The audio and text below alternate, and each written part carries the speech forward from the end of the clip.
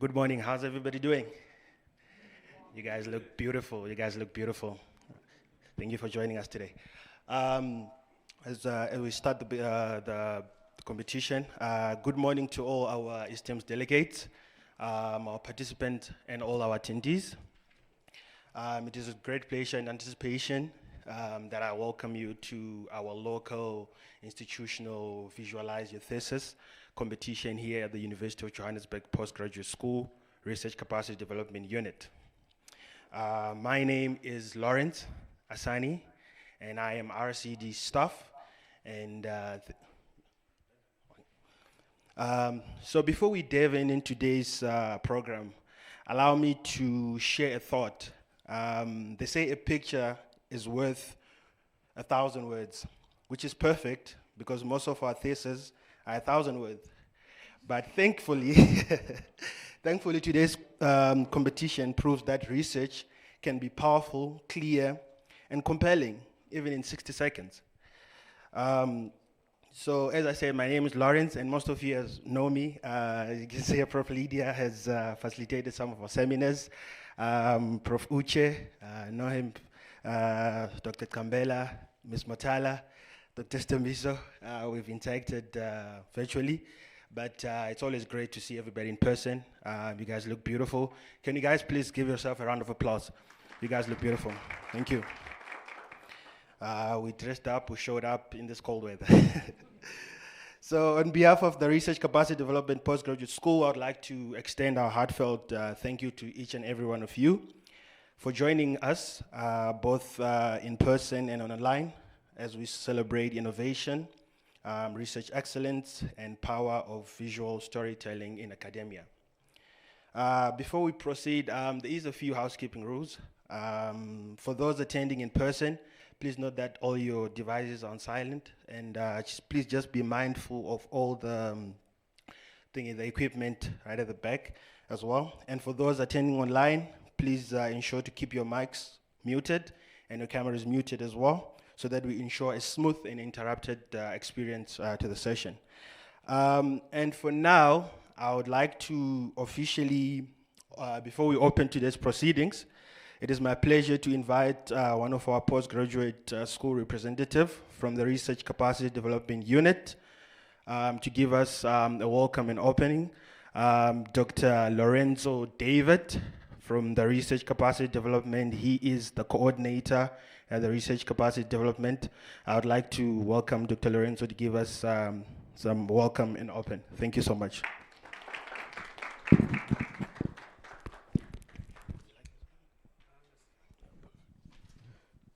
Okay, good morning, everyone. Hope you all are well. So I promise to keep this introduction very short. I know lots of us will be quite nervous. So to start, dear esteemed colleagues and distinguished guests, on behalf of the Research Capacity Development Unit within the Postgraduate School of the University of Johannesburg, and on behalf of our director, Professor Penny Govender, it is both an honor and a pleasure to welcome you to this year's institutional leg of the Visualize Your Thesis competition. So this event provides a unique platform for postgraduate students, whether they're pursuing a master's in research, master's of philosophy, or a doctoral degree, to showcase the innovative research that they are undertaking in a creative and accessible format. So at its heart, when we think about it, the VYT competition challenges students to translate their complex research into an engaging visual narrative.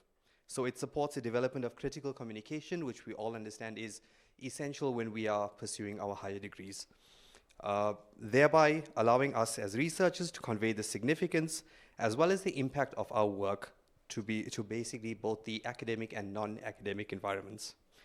So we do believe that this competition will not only inspire you to think differently about your research, but also prepare you to communicate it in a way that it with confidence and clarity, which will prepare us hopefully for when we continue on our academic journeys. So this competition progresses across 3 levels, as we all are aware, with this level being the institutional level, thereafter moving on to national and hopefully the international. So today marks the start of that journey, and from here the selected participants will go on to compete nationally And from there, hopefully the winners will be placed, obviously, internationally and go to compete with other students from universities across the world. So we are sincerely grateful to our panel of judges for generously sharing their time as well as your expertise in coming and judging the session for us. We greatly do appreciate it. Your thoughtful feedback plays a vital role in enriching not only this event, but also allowing our participants to see areas in which they can improve as well. We also would like to acknowledge the tireless efforts of the organizing committee of the RCD unit. Your commitment and your dedication behind the scenes has been crucial to putting this event together. And of course, we would also like to extend our heartfelt thanks to our international partners at the University of Melbourne, who actually hosts this competition on a yearly basis. Your guidance, collaboration, and your continued support has been instrumental in shaping this competition into the global platform for research and communication. So, as a final word to our participants, we are truly excited to witness your creativity, your innovation, and your dedication. Regardless of the outcome, your participation today is a step towards becoming more impactful and more confident in the way that you present your research. On a more personal note, we'd just like to say good luck to each and every one of you. Please remember to enjoy the day and don't let the nerves get the better of you. Be proud of what you've achieved, and we can't wait to see your work come to life. So with that, I'd like to thank you all very much, and we look forward to an engaging competition. Thank you. Okay, thank you so much, Dr. Lance, David, for giving us the welcome and opening. So to proceed with our agenda for today, so I'll be introducing for our next activity to give us the description of the VYT so that we know what is this competition about, we know more of our participants and everything that's going to be happening in the proceedings. I'm going to be introducing Dr. Gabriel Moniera, who's also the RCD coordinator here at the postgraduate school. Thank you so much, Dr. Gabriel. Welcome. All right. Thank you so much, Lawrence. I think before I start, I just want to also give a word of gratitude, to our esteemed judges who have took their time. There's a lot of preparation that goes into this competition. Besides it being a competition, where today the participants are gathering, to compete for the prizes that are to be won in the competition. There's a lot of support that the RCD offers that goes into the preparation that leads to the day that we are celebrating today, right? So I thank you so much. Even for the participants, some of you have been talking, since the day when we launched this competition, and today we finally see each other in person. Thank you for that. So I just have a little bit of some slides. Much of the information, the judges, they know about this, and also even the participants, but in the interest of our guests, and just for a recap, a reminder of what this competition is all about, including, the benefits that we, get from this, it's just a very brief presentation. Okay, so I think all of us, we have seen the judges. You do have the program with you, but for the, the guests, the participants, you are able to, be on the table cards that are there. If you look at the back of the table cards, there are QR codes that are there. In front of the table cards as well, there are QR codes that are there, including the one for the event program as well as the booklet. I think some of you have already, scanned those QR codes. Okay. Okay, so like some of the things Dr. David have already alluded to, this is a competition format that was developed by the University of Melbourne. The essence is to challenge graduate researchers at any stage of their candidature to present their project in a 60-second eye-catching video. So sometimes we also label it as a visual elevator pitch. So we are likening that you are in an elevator, but you have to explain to someone else, to pitch your study to someone else before the person arrives, maybe particularly at the floor that they are going to be dropping off. So in 60 seconds, you should be able to explain the significance of your research So some of the things Dr. David has already mentioned, including the improving digital literacy skills, effective communication of complex research to a general audience. So this is not specifically for those who are accustomed to the field that you are in. You should be able to explain it that someone who is not in the field should be able to understand the research that you are doing. Okay, so this is the levels that you mentioned. We have the institutional, which is the one that we are gathering here for today. Then we also have the national competition and the international competition. So the winner, the first prize winner of the institutional competition automatically qualify for the international competition. But both first prize, second prize, and third prize, they also qualify for the national competition. But qualification for the national competition, even if you only the one also who become the first winner, they will be able to go for the international leg of the competition. Then these just when we are celebrating the hashtags that we can use, UJ local VYT, UJ postgraduate school, UJ research capacity development, which is us. Then you can also tag us on our Facebook and LinkedIn handles. Please kindly follow us on Facebook and also on LinkedIn. So you are able to use this as your hashtags, and also tag us as the competition progresses. And the essential codes, so you'll see that when there's nothing that is being, those times when we take breaks and so on, the codes will be displayed. So you can just also scan the codes if you want to access and our feedback survey forms, as well as other essential links. Okay, this is our judges. Our head judge is Prof. Uche Okonko.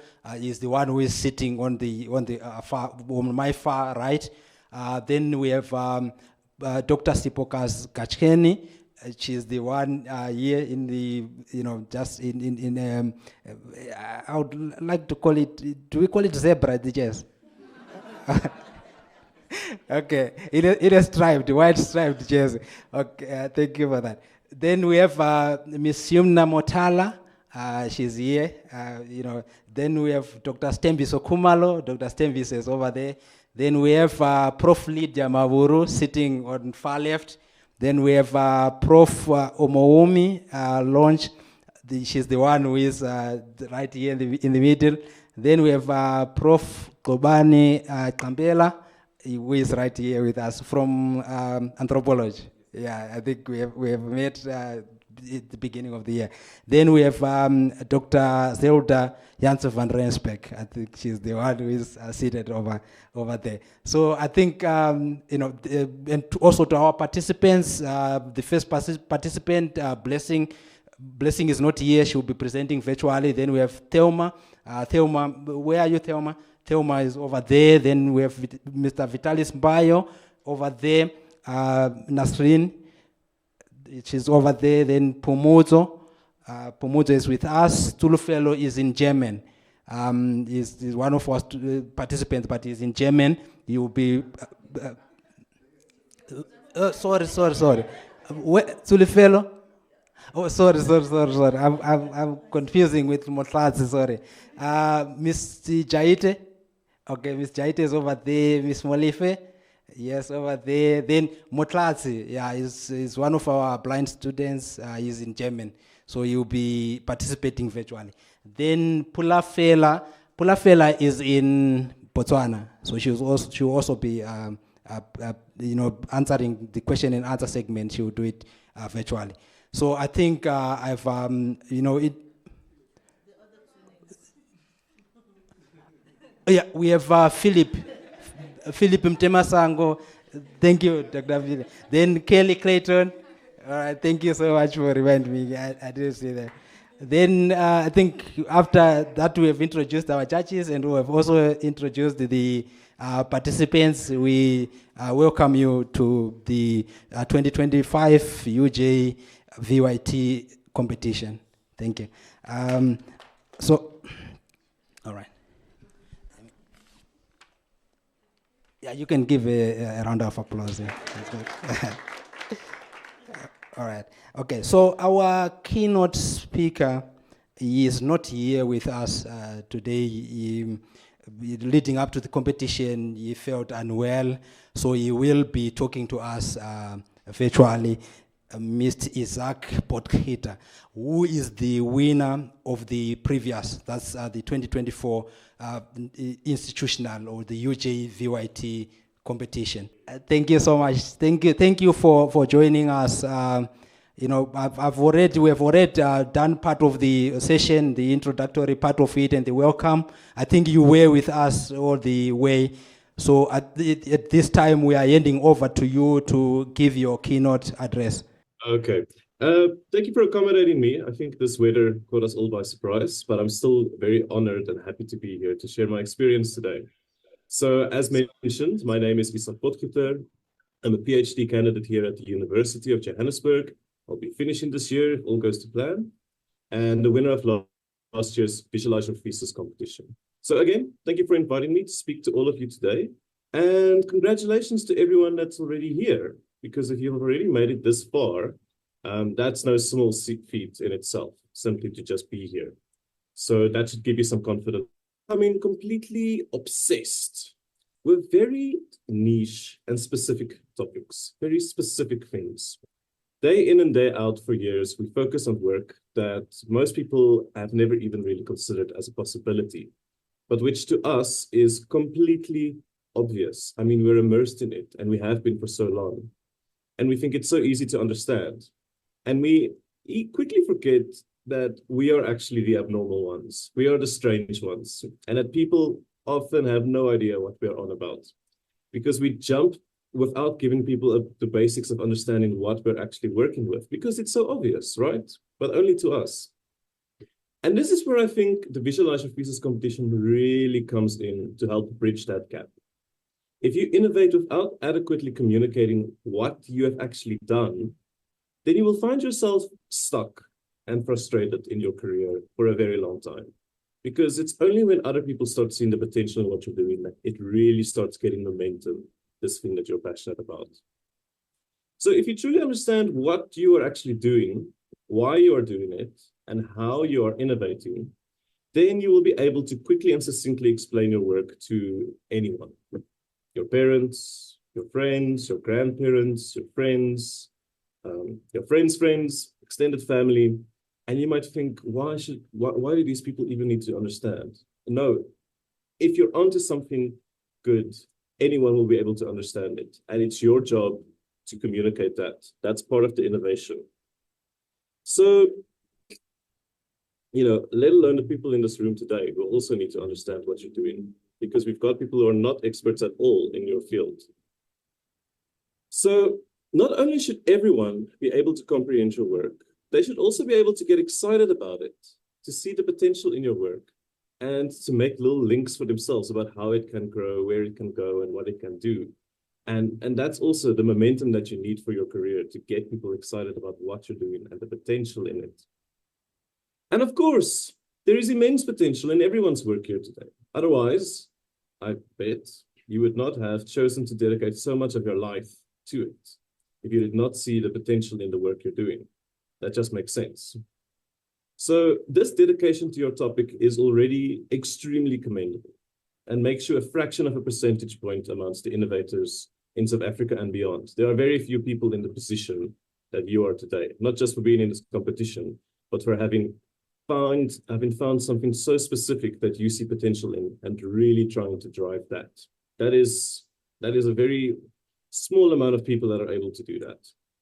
So, in other words, you're already kind of a world expert in your topic, whether it feels like it or not. I know while we're studying, it does not feel like we are an expert at all, but simply going through that struggle is what makes you a world expert.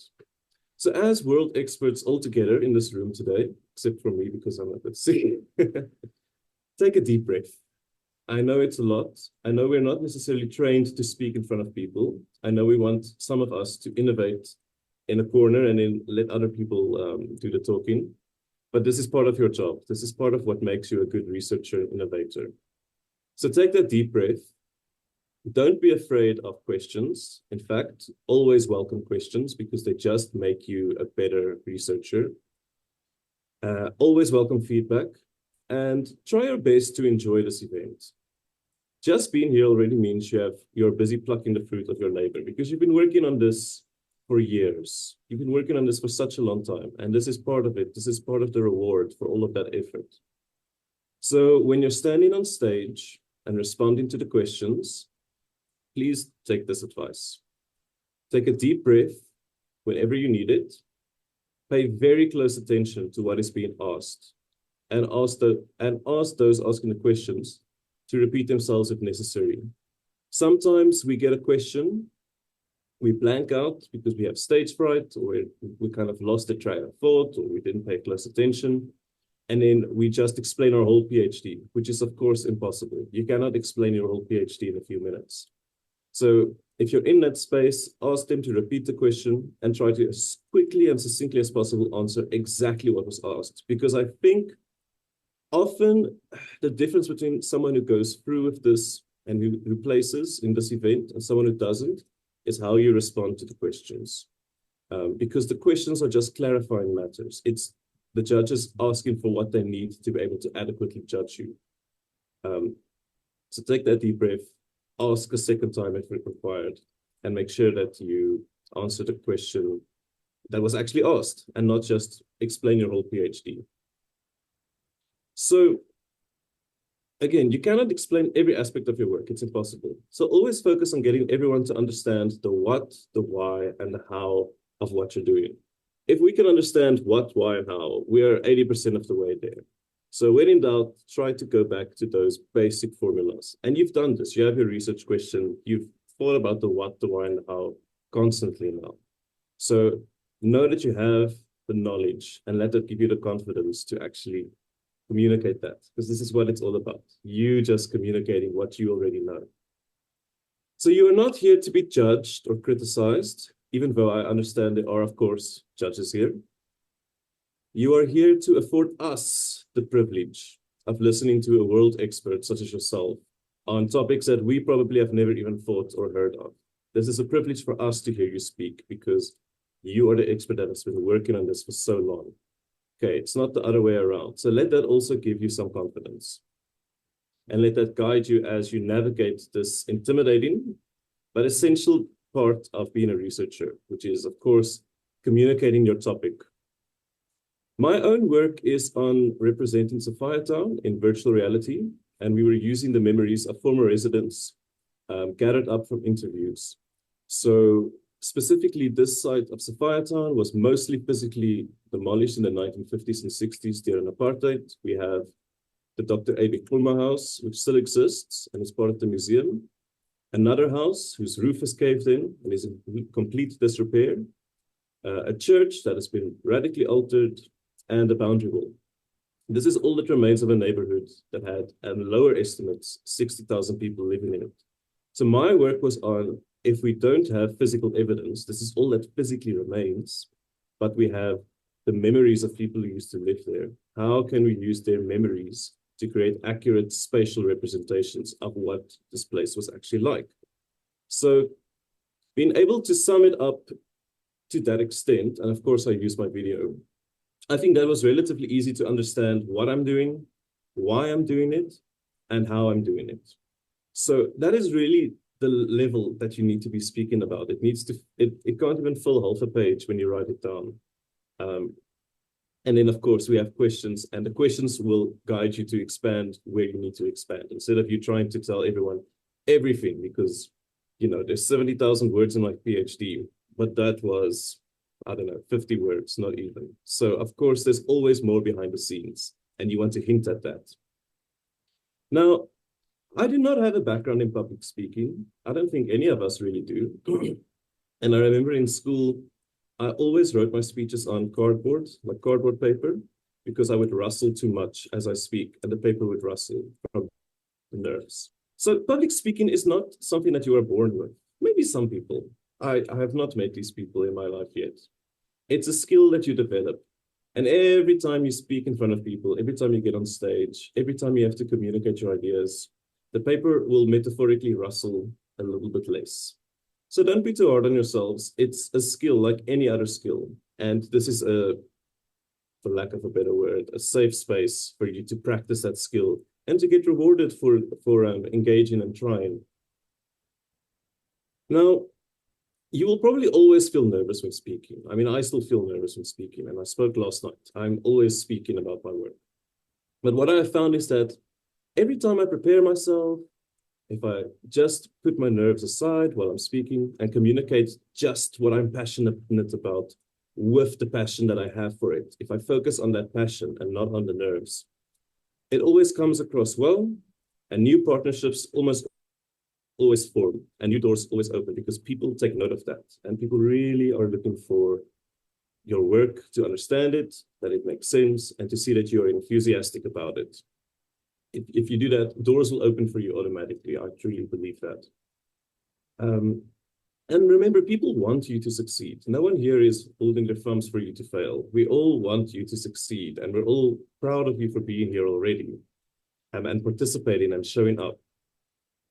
So I hope and I know that this competition will also open new doors for everyone here. Now, participating in the Visualize Your Thesis competition last year was a very vindicating experience. I can use that word maybe as the best description. You know that you are onto something with your topic. Again, otherwise you wouldn't have chosen it. You know that what you're doing makes sense. And you know how much time and effort you have put into your work. So to come to a competition like this, after being in front of our computers for so long or in the lab, and to have other people, and especially people completely outside of your field, actually agree with you that yes, you are onto something. And it does make sense. That is a very vindicating feeling. And it has given me immense motivation to continue with my work, because it's really when people see the potential that your passion can, it just feeds into your passion. So for you to see the potential in your work is one thing, but for others to do the same, placed my work on a completely different level for me and gave me a lot of confidence and motivation to continue, which of course, while we're researching, the motivation to continue is sometimes a challenge because it's just such a massive, massive undertaking. You know, and today it's no longer good enough to only theorize. Now, more than in a very long time, perhaps, and especially in our country, we need action, we need implementation. And this was especially true at the Visualize Your Thesis Nationals, where I could see they were really looking for projects which they can imagine being implemented and where they can see specific problems being addressed with the research. So again, this competition is such a critical part of this shift towards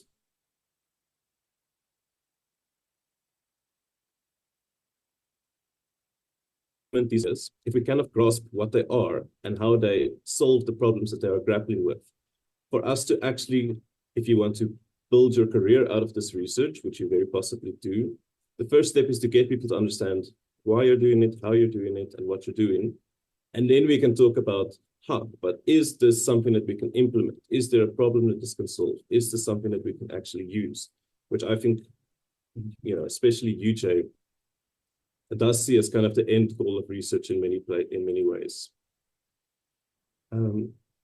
So if your research comes to define your career, as I hope mine will and yours does, the buy-in of other people will always be crucial and will be something that you will have to do constantly. And the best way to gain momentum with your work and to build is to build relationships required for your success. So with that said, I'm excited to see everyone's presentations today. I'll be watching, and I wish you all the best. Take a deep breath and enjoy it. Thank you. Thank you. Guys, we can do it better with that round of applause. Let's do better. Thank you so much to Isaac, our 2024 Institutional Visualize Your Thesis winner. Thank you so much for the contribution. As you say that sometimes we do get nervous. When I came here, I was a bit nervous, but I think I'm much better now. As you say that to the participants, just a reminder from what Isaac says that when you answer the question, just try to be clear. Just try to compose yourself, as we do all get nervous at some time. So, yeah, just the what, why, and the how of your research, not your full thesis, because as I said, that your thesis is thousands of words, but today we just try to trim it down to 60 seconds. So moving into the presentation of the VYT presentation, the question and the answer, I will be again introducing Dr. Gabriel to come and usher us into that session.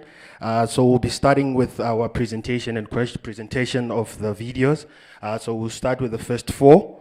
From the first, which is Ms. Thelma, Mr. Vitalis, Nasreen, and Blessing.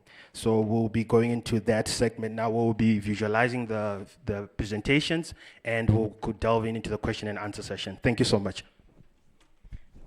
Yeah, thank you so much, Lawrence. Yeah, you can continue. You can continue. Yes, yes. Thank you so much, Lawrence. I think now we are entering to the competition part. So, like Lawrence have said, Blessing, she is not yet joined us. She is out of the country. So we will start with Thelma Chinyamrindi. Yes, we will start with Thelma, yeah. So that's, it's video number 2, Kevin. Yes, thank you.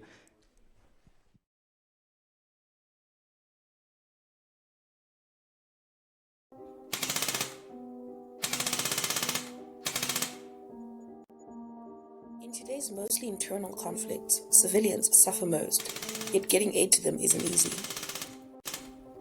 Under international humanitarian law, specifically Additional Protocol 2, humanitarian aid needs the government's consent. Even if armed groups control the area, it's still the state that gets to say yes or no. The problem is, states often deny consent for humanitarian aid to enter territories controlled by non-state armed groups for fear of legitimizing them. For their security, aid organizations need the consent of the party who actually controls the ground. Sometimes this will be a non-state armed group. Trying to balance the legal requirements of state consent versus the practicalities of delivering aid to non-state armed groups controlled territory often leaves aid organizations in a bind and civilians without help. The purpose of this research is to find out if such a balance can be reached.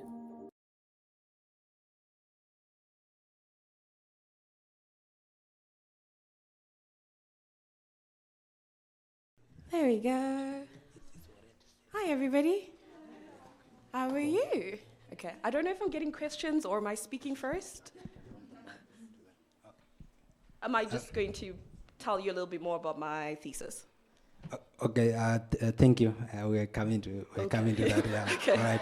Okay. So right. Okay. This is Thelma. So the judges are already doing the judging of the video that have been played. So now we said allocated 4 minutes for questions that will come from the judge, and I'll be circulating the roaming mic as the judges ask questions. Thank you. Thank you. Okay, so do I really need it?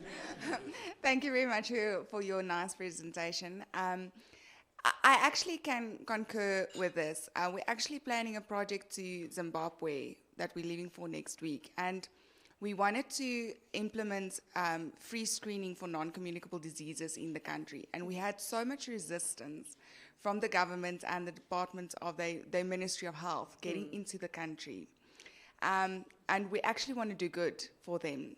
So what do you see, how do you see this barrier being broken? Or what did you realize, what is needed, what needs to be done to break this cycle for people letting the humanitarians into their country? So I don't have the answer yet, but I'm still exploring a few options.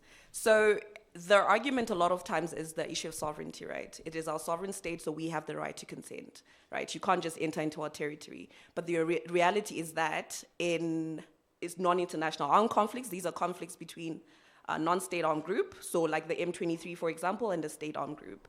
The M23 actually has physical control, physical territorial control in the area. So the practical approach is to actually have a conversation with the rebels, and then the government sometimes will say that is, encouraging terrorism because they are deemed as terror groups, etc. So there isn't an actual answer because you still want to respect the state's sovereignty. So maybe the negotiation with the governments in that it is going to be helping your civilians, right? This is something that is beneficial to your civilians and not necessarily aiding the non-state armed group. I'm not familiar with, obviously the program of work because it will be a different field of law maybe that's operating, but I think the argument that will come there is sovereignty. It is our sovereign state. We have a right to say yes or no to whoever comes into and unfortunately it's very political as well. It depends on where you're coming from, like where the aid is coming from. It's coming from a state maybe that's maybe given us sanctions before, and that way then we don't want to be seen as taking aid from. So really it's a conversation and hoping that maybe the government will say, okay, since you're really trying to help our civilians, and see it not as a political approach, but a humanitarian outreach.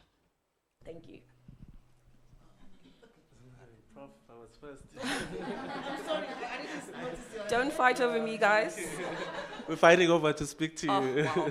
Thank you so much, Thelma. That was really lovely, and I really enjoyed the visuals as well. Just two quick questions for me is, number one, how are you grounding the research? So is it in law IR? Is it desktop? Sorry, is it law IR, humanities, and so on?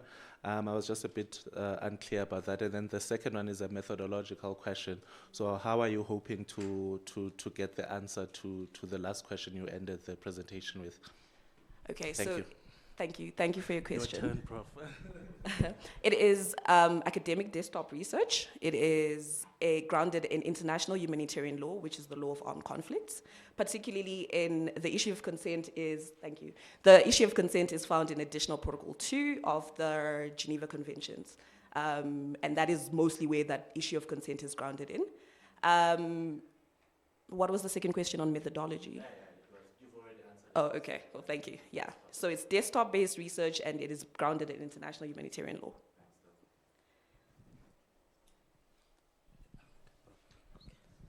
law. Blessing, would you consider a situation whereby this involves terrorists in your research? I will. What's very interesting is that international humanitarian law, where I'm grounding my work, does not actually identify what a terrorist is. So it's very hard for me, in my research, to be able to decipher that a non-state armed group that's controlling territory is a terrorist armed group. I'm just going to be looking at it as a non-state armed group by the definition of the law. Thank you. Thank you. Thank you so much, Thelma. Another round of applause for Thelma. All right, thank you. I would just want to ask from our online audience if there's any question. If there's any question online, you can also monitor for us the chat. Yes, there's no question. All right, so since there's no question from the online audience, we now move on to participant number 2, Mr. Vitalis Mbayo.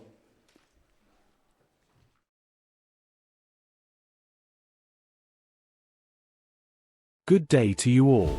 I'm thrilled to share my project exploring soursop, graviola, a wonderful tropical fruit, and its potential in the fight against breast cancer, a critical global issue affecting millions. Current treatments, such as chemotherapy, often have severe side effects, high costs, and drug resistance. This is where natural compounds from the soursop plant become relevant. They are selective, less toxic, and show promise for safer therapies. We are utilizing computational chemistry in silico techniques, including quantum mechanics and machine learning, to quickly identify active molecules in soursop that inhibit cancer growth. We virtually screened 52,542 soursop phytochemicals against cyclooxygenase 2, COX-2, an enzyme that promotes tumor growth. 5 compounds demonstrated reasonable potential therapeutic effects compared to 2 FDA-approved drugs. Our goal is to develop nature-inspired drugs, ultimately improving outcomes for breast cancer patients worldwide.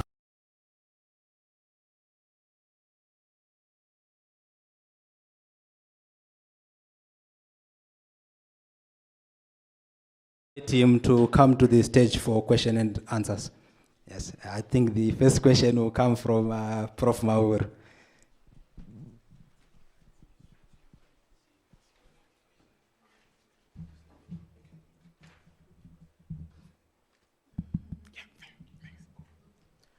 Thank you so much, Vitalis Mbayo, for the presentation. You know, your study actually is a very sensitive one in the sense that it's something that affects literally everyone is affected mostly. So I just want to find out what stimulated you to actually get into this research, to do this research. Is it personal or whatever? Why did you decide to do this? I think it's important. Thank you, Prof, for that question. So what stimulated me to come up with this study was because of the trends on the internet as well as technically in studies. I've seen that there is a much concern about breast cancer, where many women actually losing their lives due to breast cancer. So I've then realized that there is a study that was done on the graviola soursop. So this study has shown that there is potential for breast cancer. And now looking at less developed countries, we struggle so much when it comes to buying these medicines for breast cancer. So then I was inspired now to say, let's try to harness the bioactive compounds in natural products so that we can come up maybe with generics that can be actually affordable for our less developed countries. So it's about cost as well as the burdening concern about the deaths in breast cancer for women. That's what inspired me. Thank you. Yes. Okay, I'll give to, okay, let me give, he said I must give to you. Okay, now I just wanted to know from the health sciences perspective, because I work in health sciences, I just want to know the cost for actually making this medicine. Will it be a lot cheaper than what the current cost is for chemotherapy and all of that? Because, and how, where do you get this fruit? I've never seen it. And is it expensive? I mean, where do you get it? Can we grow it? I'm just intrigued.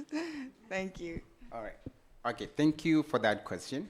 So to answer you first, the first question, in terms of cost, yes, it will cut on costs because we are looking at computational chemistry applications.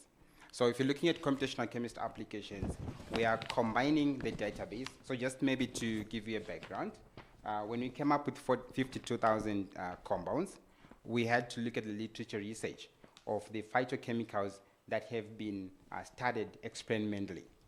So then we said, what if we can combine these computationally and then cut on cost?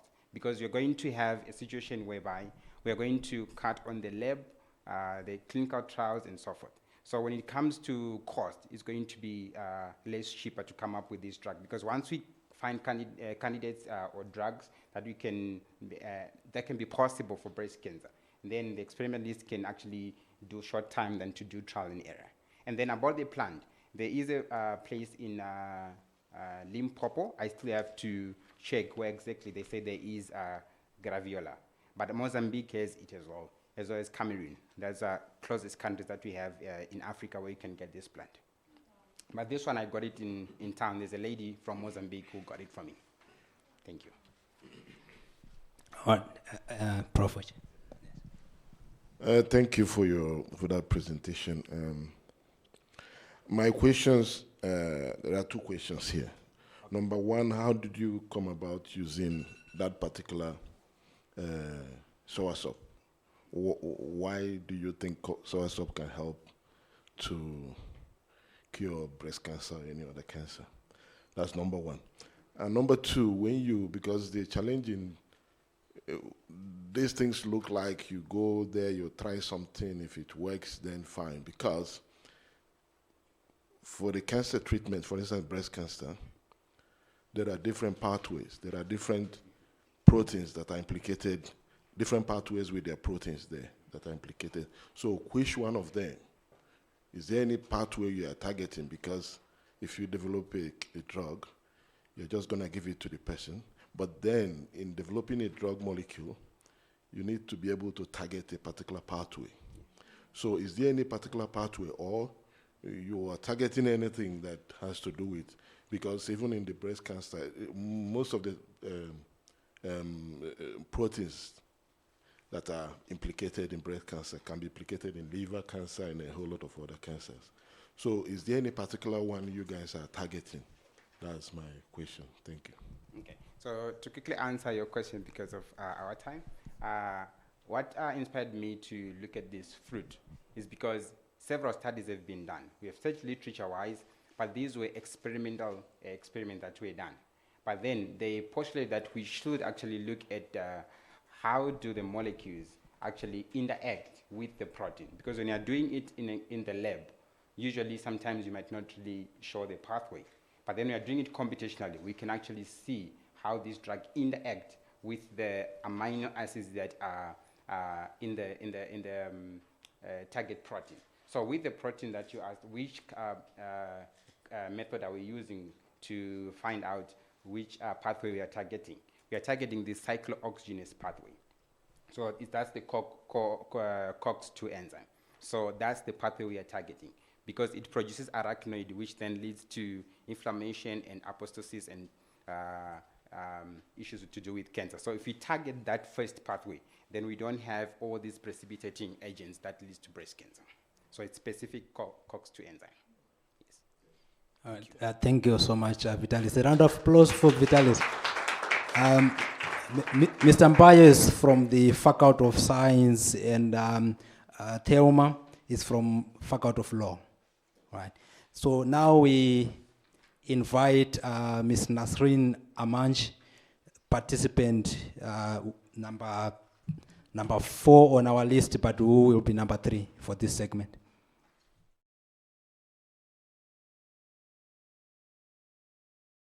Have you ever used a tool that just didn't feel made for you? Now imagine that tool is a surgical instrument and you're a surgeon. My research looked at gender bias in surgical tool design. Surgical tools were historically designed using male data, forcing women to adapt and often struggle just to do their jobs. My interest began with a past project that revealed how women are excluded from everyday product design. That led me to explore how this affects female surgeons. Female surgeons often suffer musculoskeletal problems like back pain, hand strain, and sometimes injury. Surveys with local and international surgeons revealed common issues. Tools too big or grips uncomfortable, pointing to a deeper design flaw. Some redesigns using female data exist, but they are uncommon. To find the root cause, I formulated 4 categories and analyzed 12 frameworks chosen based on a specific criteria. I used sticky notes to spot patterns and track my findings. Then I compared the frameworks, highlighted key findings, and wrote cross-category reports. Now I'm entering the model phase, developing a framework for gender-inclusive surgical tool design in South Africa, one that can guide designers, manufacturers, and policymakers, and possibly be implemented globally.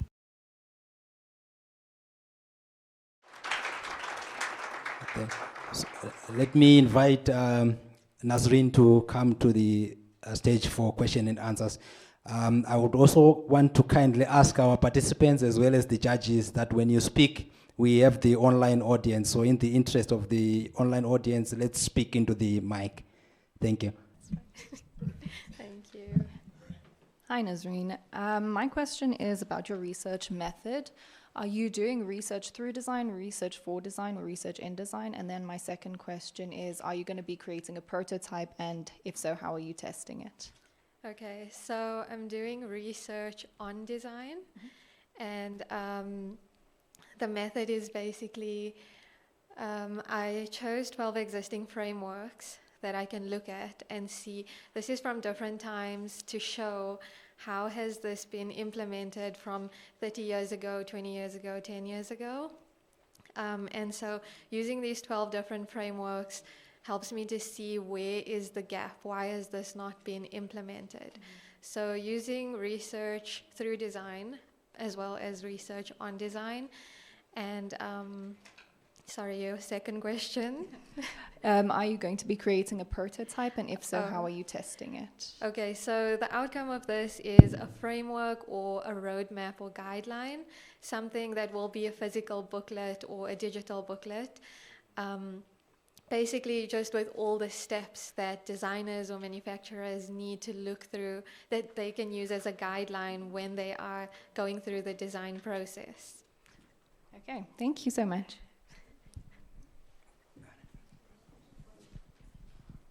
Thank you. Great presentation, by the way. So mine is also just a recommendation, maybe you might want to include some of these affected individuals. So that would be another way to actually beef up your sample size instead of just analyzing what's already in existence based on timelines, because you want to get the empirical side and actually get their context in terms of how they're really affected, not just to supplement. And that's just my advice for you as well. Okay. Just rather a suggestion, actually. Okay, I just want to say that I did do field research in the South African context to see how this affects female surgeons in South Africa. And the surprising thing is that a lot of the female surgeons didn't see this as a problem. They just decided to adapt to the problem. And another field research that was done in Australia showed that 450 female surgeons found this to be a problem. And another reason as to why I decided to do a framework and not specifically redesign one surgical tool is because over 112 tools were found to be problematic. So instead of focusing on one tool at a time, a roadmap that can be implemented in different locations for different audiences and different users would be more impactful. And another thing is I found that implementation science is something that I've added after doing this competition, is because the issue I found in all these 12 frameworks and the field research is implementation is the issue. There's all these things that are being done, but everyone is skipping implementation.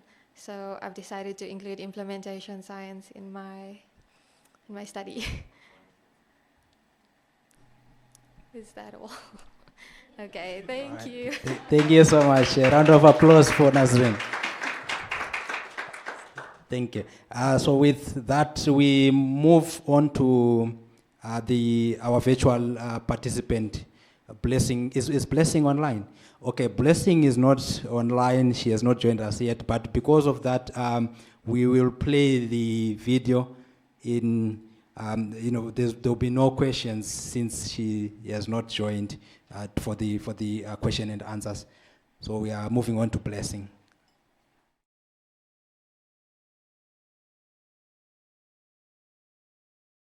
Lithium-ion batteries are commonly used worldwide for energy storage and can power electronic devices such as phones and electric vehicles.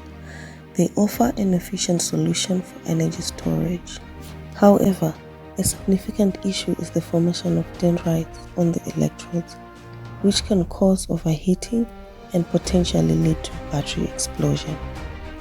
This study aims to employ computational methods in designing electrode materials that can convert the excess heat generated during overheating into electrical energy. This approach will help preserve the battery and extend its lifespan.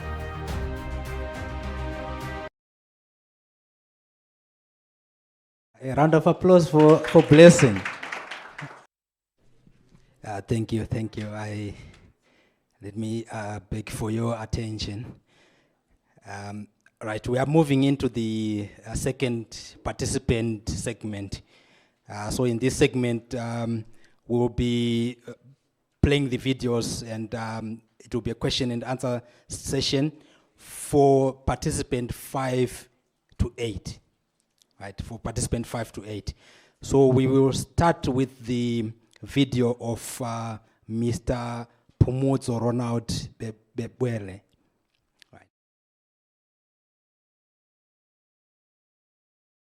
Imagine this, drone technology is taking off around the world fast, but here in South Africa, those currently flying drones, officially known as UAS, feel is complicated. My research undertakes that the current UAS regulations of the SACAA is perceived as being overregulated. I am diving into the constructive evaluation of regulatory challenges that are likely being imposed by the SACAA and how these regulations compare with global standards from ICAO member states like New Zealand. I have adopted a mixed method research design utilizing both qualitative and quantitative methods to suggest improvements and contribute to UAS operational efficiency and system design. Ultimately, I hope this work will unlock not just new technology, but new jobs, innovation, and a chance for South Africa to lead in the skies of the fourth industrial revolution. Because, let's face it, the sky shouldn't be the limit, right? Thank you. Let me invite Ronald to the stage. Ronald is from the Faculty of Engineering and the Built Environment. Right. And Ms. Nazreen is from the Faculty of Arts, Design and Architecture. Thank you. So thank you so much, Phumuzo, for the wonderful presentation. I thought I was going to see some drones, flying in there. Why did you decide to just have a video where you explain everything there and where we are not seeing anything happening? Probably there's a reason for you to do that. Okay, so I had 2 takes. The first take had a lot of visuals and integration. And then I had this take. So when I looked at the first one, I looked at the issues of copyright and everything. Then I decided to take this one, which was more student-led, where I was just explaining. And then I actually do have a pilot license. And those drones that I just was playing with that day, it's more slow. When I really needed them, they just didn't work. I couldn't figure out what was the problem. So I decided I would just prop them. That's actually what happened. Thank you. Thank you. Judges, any question from the judges? Then from the audience, any questions, including the online audience? Okay. Any question from the audience? Okay, all right, thank you. Hi, Phumuzo. Since you are in your final year, so what are the results? Did you find any results? And yeah. Yes, so currently 65% of the participants on my survey are of the view that drones are not being regulated in South Africa. And looking at what I have seen from New Zealand, for an example, there are a few takes that I'm going to recommend for South Africa where not only myself as an operator is aware of what is happening, but even the regulator themselves, the CSIR, could have a view of almost all the drones that are being flown in real time. Unfortunately, we do not have that in South Africa, but in New Zealand, they are able to do that. Thank you. Thank you so much, Ronald. Let me just say, sorry. So currently, my understanding is that trying to get a drone pilot's license in South Africa is incredibly difficult. It takes an extensive amount of time and it costs a lot. So my question is, have you found that there's been any attention from, for example, the government or the regulation committee's side to actually create a new set of rules for getting a drone license? Okay, thanks for the question. So in my survey, I looked at 3 things. I looked at the pilots themselves, I looked at the operators, and I looked at the ROCs. So part of the pilots or part of the research for the pilots has indicated that indeed people are struggling. I mean, to get a license, you need about 25,000 at least. So unfortunately, as things stand, there's no any particular differentiating. If you are going to get a license, you must follow what everybody's doing. So as part of my recommendation as well is then to streamline, to say perhaps for someone who is from the poor background like some of us, how can we do, perhaps there could be grants so that we can have more pilots, have a pool, bigger pool, so that we can then have people that we can employ. I mean, there are a lot of unemployed youth that can benefit from such a program. Thank you. Perfect, thank you so much. All right, thank you, Ronald. Let me also just say he recently completed the Comrades Marathon. So that's why you see he's wearing the Thank you. All right. So, yeah. Okay. Thank you so much, Ronald. Okay. So, thank you. Let's now move on to participant number 6, Zulufelo Mokeleli. Yes. Yeah. He's gonna.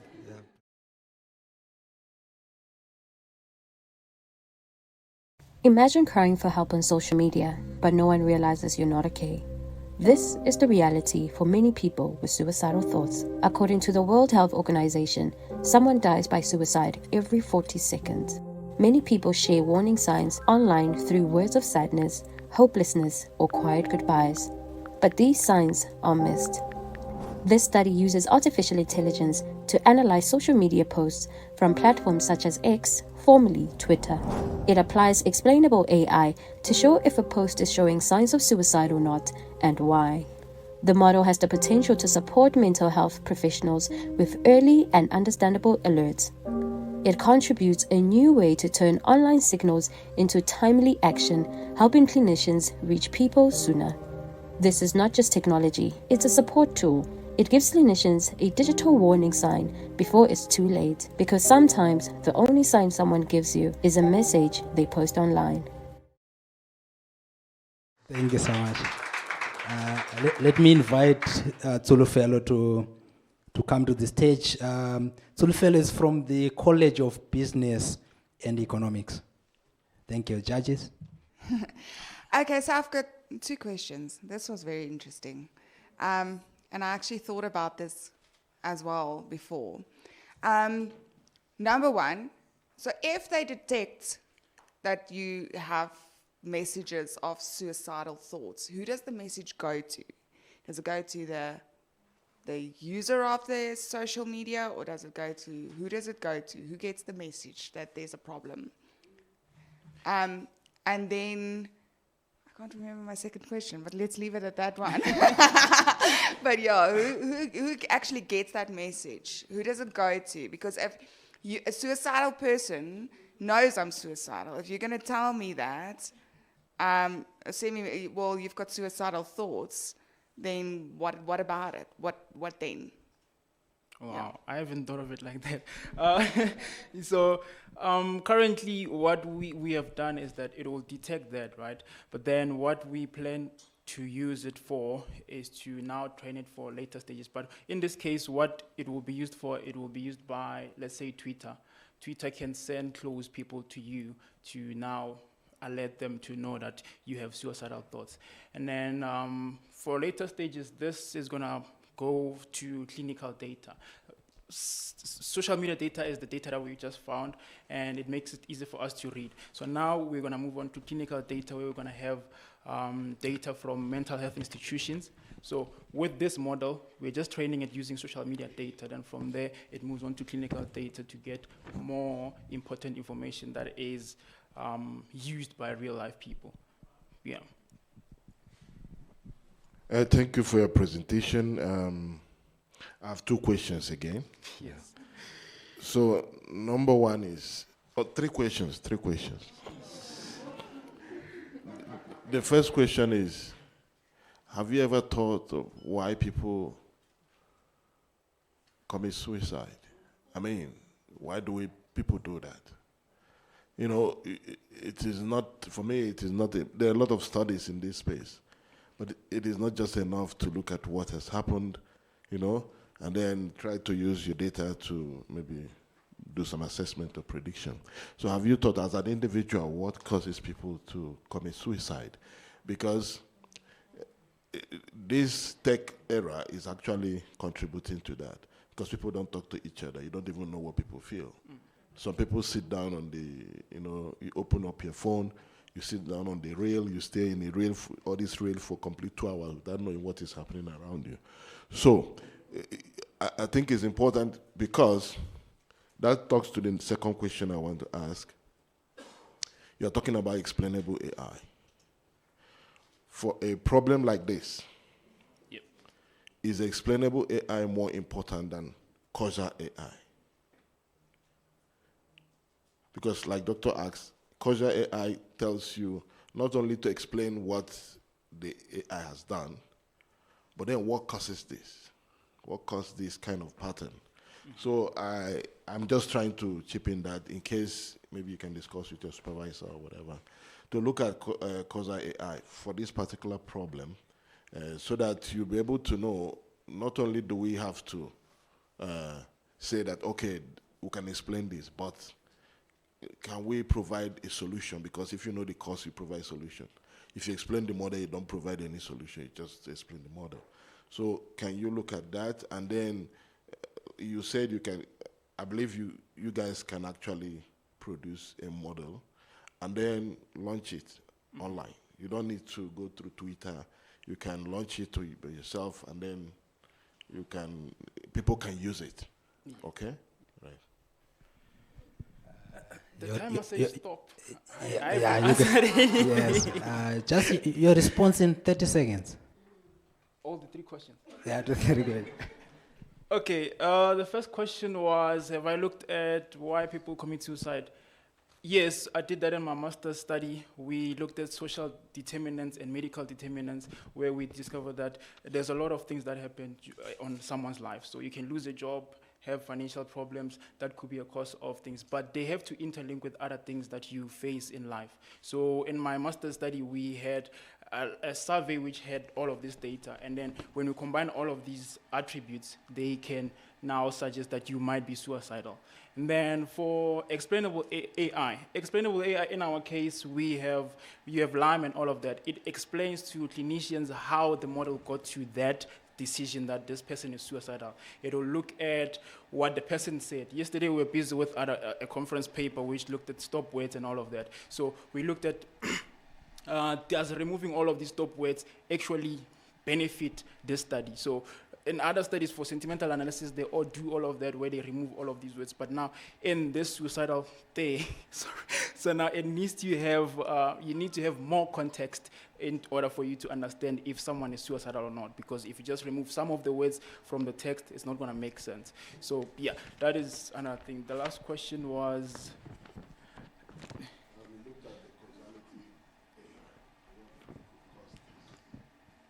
There?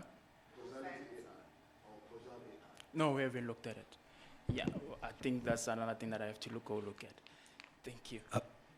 Okay, thank you so much, Tulufelo. A round of applause for Tulufelo.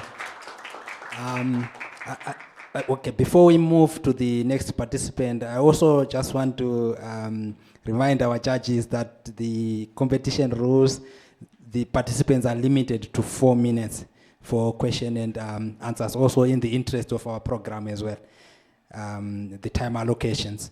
So our questions, let's restrict them to 4 minutes, including also the answers of the participants. You should answer in those 4 minutes. Thank you so much. We are now moving on to participant number 7, Mr. Musa Jaite, who is from the Faculty of Health Sciences.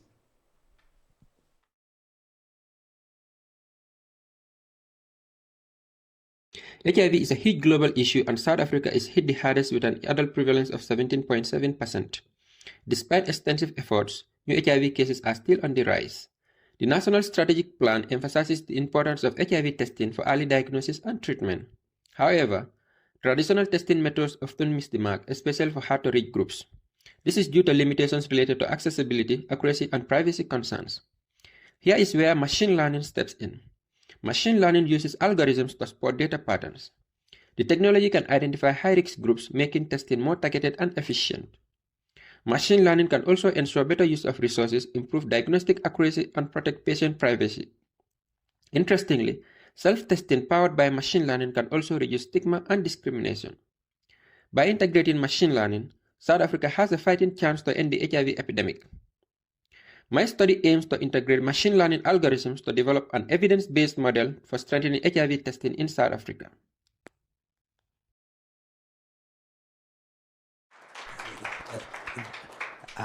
We can do better than that. Thank you. All right. Thank you. Let me now invite Musa to the stage for question and answers, and also acknowledge the presence of Dr. Edith, who is Musa's supervisor. She's sitting right at the back.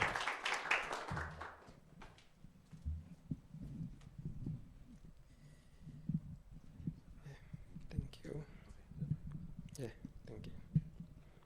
Good Right, morning. thank you so much, Musa. That's such an important topic that you are exploring. Just for me, a technical question. What does it actually entail when you're talking about machine learning for HIV testing? Is it self-testing kits, or is this a new system that you are trying to integrate? That was unclear to me. Okay, thank you very much. When we talk about machine learning in HIV testing, it consists of a lot of things. Self-testing is part of it. Okay, when we look at South Africa, we know that the HIV burden is very high. And then there are various reasons why people are not testing. One of the reasons is that the conventional testing method, falls short for certain group of people due to stigma and discrimination in generalized testing settings. So machine learning comes in to be able to predict individuals who are at high risk of HIV so that they can be identified and tested for HIV, because it is through testing that individuals who are living with HIV can be identified and put to treatment to also reduce the HIV transmission. And then machine learning also, through our study, we found out that it can be incorporated into, let's say Android devices to help people to counsel themselves, test themselves at home so that they don't face the stigma and discrimination at the clinical settings. And can even help them, to link them to care. So, excellent, thank you. Thank you.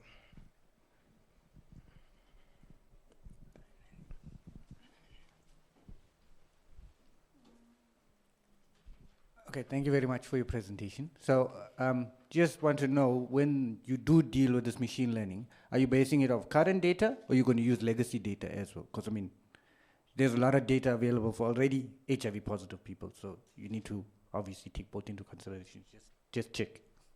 Thank you very much for that question. All right, we used a mixed method study where we did a bibliometric analysis just to understand the trends of machine learning studies in HIV testing globally. And then we also did systematic review to find out which machine learning algorithms are accurate. We also used a national HIV survey data in South Africa. We used 2002 to 2017 dataset. There are 5 cycles. We use those datasets to identify the barriers to testing and why people also test for HIV. And from the study, we found out that it was a secondary data. We found out that stigma, living in remote areas, and then also lack of awareness were major barriers to HIV testing. We also interviewed major stakeholders that are involved in HIV testing interventions to find out how can we integrate machine learning to help address those barriers. And at the end, we developed a model which helps to address those barriers as well as help policymakers to integrate machine learning interventions. Thank you. Hi, Musa. How would you know what a high-risk person is? Like in terms of, because not everyone is going to disclose, for example, their sexual status or whatever. So how do you detect, using your model, what high risk is for like HIV testing and all of that? Okay, in determining who is at high risk of HIV, we use some of these machine learning models like statistical models, for instance, random forest, the logistic regression models, and then find out individuals who have reported being tested for HIV. What are some of the behavioral characteristics? Let's say it could be age that are within people who are within particular age groups, or people who are living in certain areas, or people who exhibit certain sexual behaviors.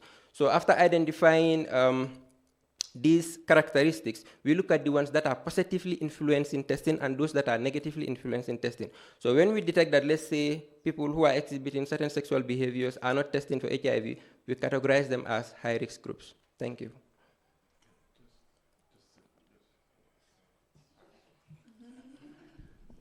Are you done with your work? Yes.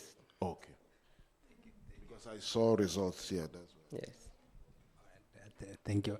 Thank you so much. A round of applause for Musa. Thank you very much. Thank you. All right. So we will now move on to participant number 8, Ms. Oleboheng Molife.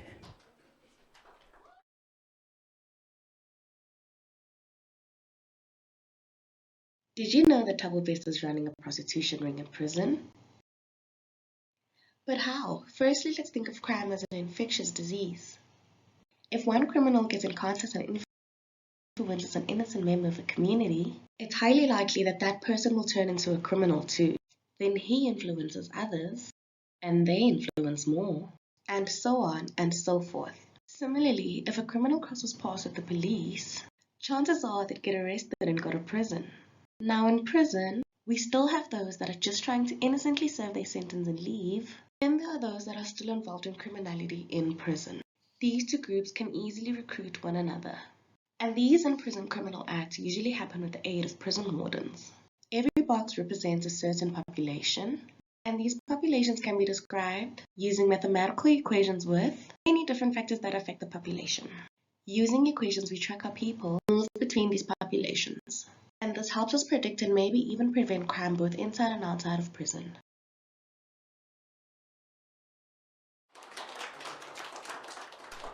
Thank you so much. Let me invite Ms. Oleboheng Molife to the stage for question and answers.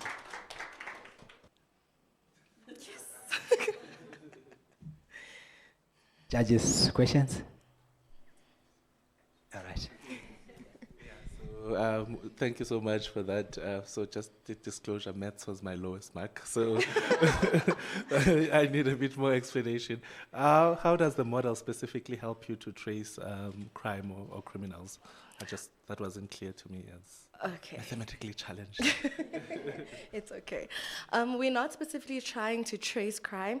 We're just trying to represent it in a mathematical equation just to help us combat and possibly eradicate, not likely, eradicate crime. Yeah. So you have to see differential equations that Yes. you have there. Yes. So you are going to simulate them? Yes. All of them? Yes. Using what? I use Python. Python? Yes, sir. Using which mathematical method? Not I'm talking about the mathematical method. A mathematical method? Yeah. I don't think I understand your question. Yes, you use Python. Python Yes. is designed with a mathematical method. What? Not necessarily library. Which mathematical method? There should be a method. Your numerical method that you're applying for it. I just use logistic models. I don't think I totally understand what mathematical method there is to use with. Okay, how do you solve the modeling. differential equations, each of them? Yeah, I haven't gotten there yet, but I'm planning on solving them using methods that I'll probably get advice from my supervisor from. We're not there yet. Yes, this is just, I'm still in the beginning phase, sorry. All right. Yes, maybe that. Kevin, any questions from the online audience? Any questions? We are still within the 4 minutes. Any questions from the judges and from the audience? Let me just ask. Hi, Ole. Do you have any data that you're going to work with using your mathematical models that you are planning to? No, unfortunately not. This is a qualitative model, qualitative research model, mainly because our crime stats in South Africa are not reliable. Dockets go missing, the crime stats are not properly recorded, so I'm not going to compare it to crime because it is not reliable. Yeah. Any more questions? Let me just also maybe take this time to say that, I've seen that for other participants, there were multiple questions that were still being asked. So during the breaks that we take, it will be also a time for us to interact and ask, further questions. The purpose as well is to enrich the studies that these participants are doing. So we need very much the interactions as much as possible, to benefit the studies that they are doing. Thank you so much, Ms. Molife. A round of applause for Ms. Molife. All right. Thank you. So I think this, it brings us to the end of the second participant segment. Now I think it's time for Fanny. Let me call the ministers of entertainment in RCD, Lawrence and Nkosi, to lead us into the Menti quiz session. Thank you. They call me the Minister of Enjoyment. All right, everybody, get ready to compete and possibly embarrass yourself a bit, but just a little because it's game time. Okay, so we have now a competition that we call the Menti quiz. So everybody, we can use our devices that we have. We can log in onto Menti. It's called menti.com. So it'll come in with 4 questions in total, and you have about 5 seconds to answer the question. So you have to be as lightning quick as possible. So you really have to be fast. And please enter your name as well. And also please scan the QR code. You can either scan the QR code or use that code on the screen, on the projector. Yes, because we need your real name so that for the prize giving, so that we know who the winner is for here. Yeah, because there's prizes to be won. And also for online audiences, please just insert your name so that we know who you are. Okay, I can see that we have about 18 players. Guys, let's go, let's go. I think we can do better than that. We're more than 18 in here, plus the online audiences as well. Are the online audiences joining there? Okay, perfect, perfect, perfect. Okay, let's go. We'll just give it another 2 minutes. Oh, we have 24 players. Okay, okay. Oh, all right. Okay, okay. Okay, okay. Let's go. Let's at least get to 30, 35, 30. Should we begin? Should we begin? Are they joining online? Yeah? Okay, okay. Are we good?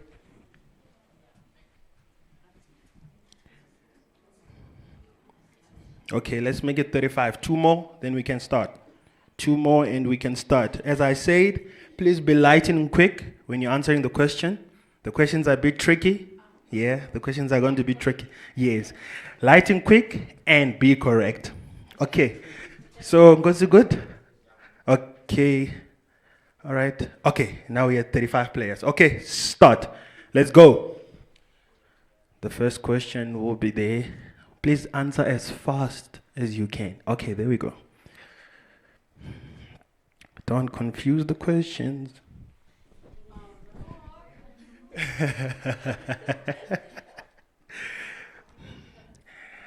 I knew this one was going to confuse everybody. I knew it. Guys, read the question. The question says national, not institutional. Nice one, then, Kosi. Nice one for them. Okay. Okay, let's see who's leading.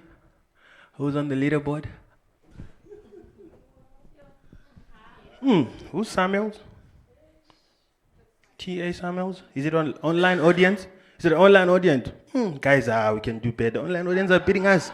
Okay. Okay, I see you there, Musa. I see you there. Okay, let's go. The next question. Okay, as I said, okay, we have about 33. Let's make it 35. Let's make it 35. Then we can go. Let's make it 35, guys. Has everybody joined? Should we go, Nkosi? Okay, and go. Answer as fast as you can. Please read the question carefully. Read it carefully. Read it carefully. I knew it. I knew it. I saw somebody answer research capacity develop. Okay. Ha. Who answered 8? Research capability. Yo. Okay. We have 23 that got it right there. Okay. Let's see the leaderboard. Okay. Hey, banna. Okay, T.A. Samuels. This online audience is on fire, eh? Okay. I see you there, Dr. Stembi, so I don't know if that's you. Number 2 there. Okay, let's go. 35 players, the third question. Guys ready? Okay, and go. Be as fast as possible. Read the question carefully and answer it.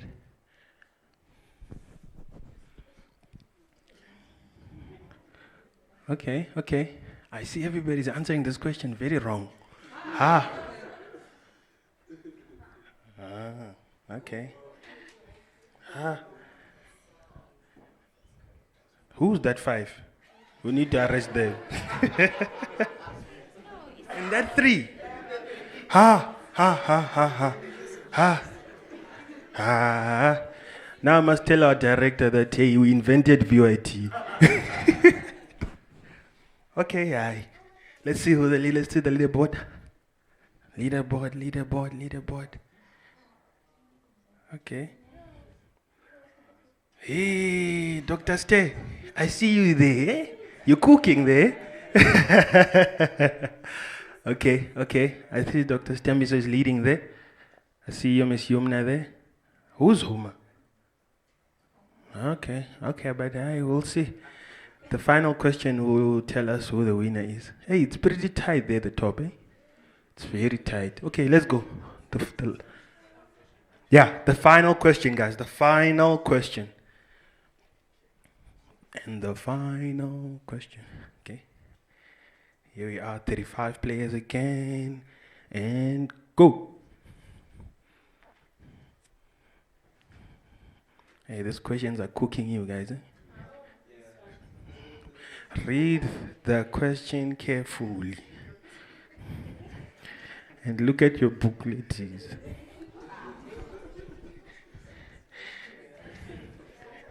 Hey, this one cooked everyone. Hey. Guys, they said, who's the senior director? Hey. Everybody got cooked by this question, huh? 20. Prof, it's a sign. Yeah, guys. Can you see that it says SD there at the top instead of director of RCD? Yes. Prof, it's a sign. We need you there at SD. Yeah. Okay, thank you guys. Let's see the leaderboard. Let's see the leaderboard.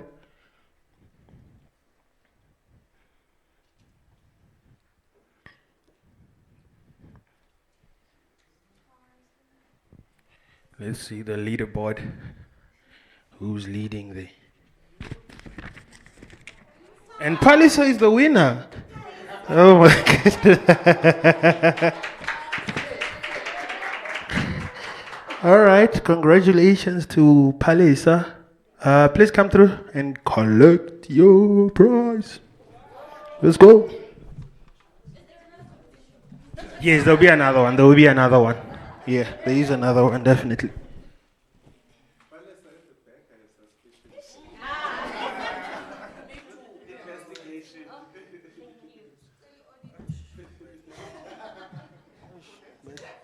Take it from here. Come and take the picture. I'll just do a hand over. Is it possible to take? Come.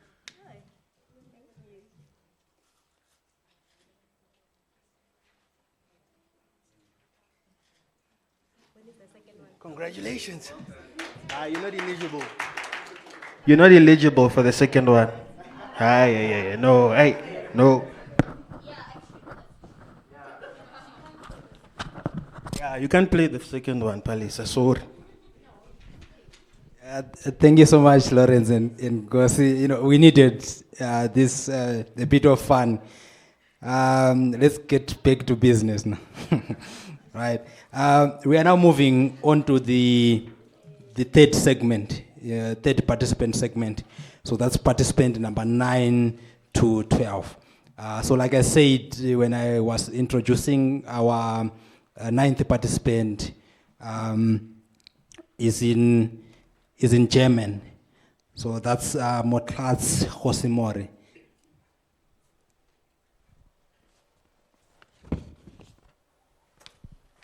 The what, why, and how question taught me everything I know about cyber attacks. So, what is cyber attacks? Imagine someone breaks into your computer and steals your personal information, or a computer owned by a business or the government. That is cyber attack. So, why is it important to curb cyber attacks? Well, cyber attacks result in financial losses, state secrets get leaked, and it infringes individual rights. So how can we curb cyber attacks? Firstly, we need a combination of technical, legal, and political attribution to get the perpetrator. Secondly, we will then resort to the International Court of Justice. And finally, states need to create a cyber agreement in order to prevent and respond to cyber attacks.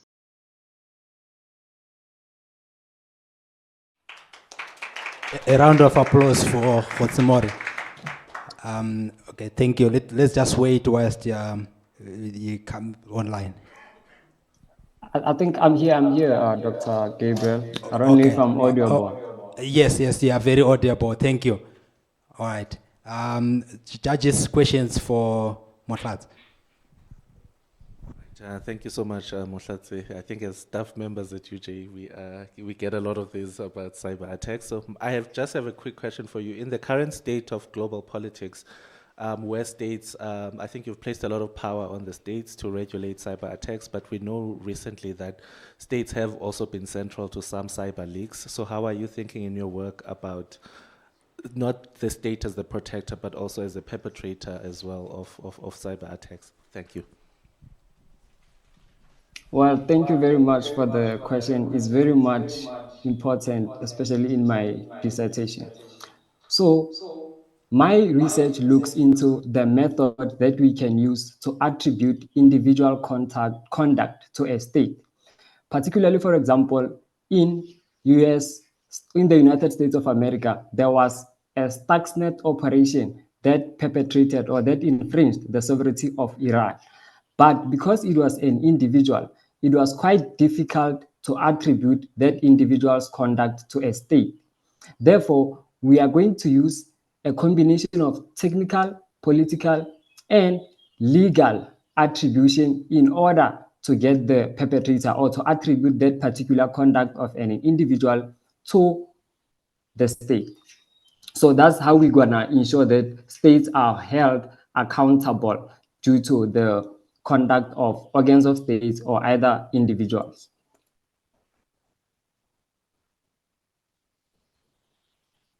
Any questions from the audience, from the judges, and also the online audience? Judges, any questions for Motlat?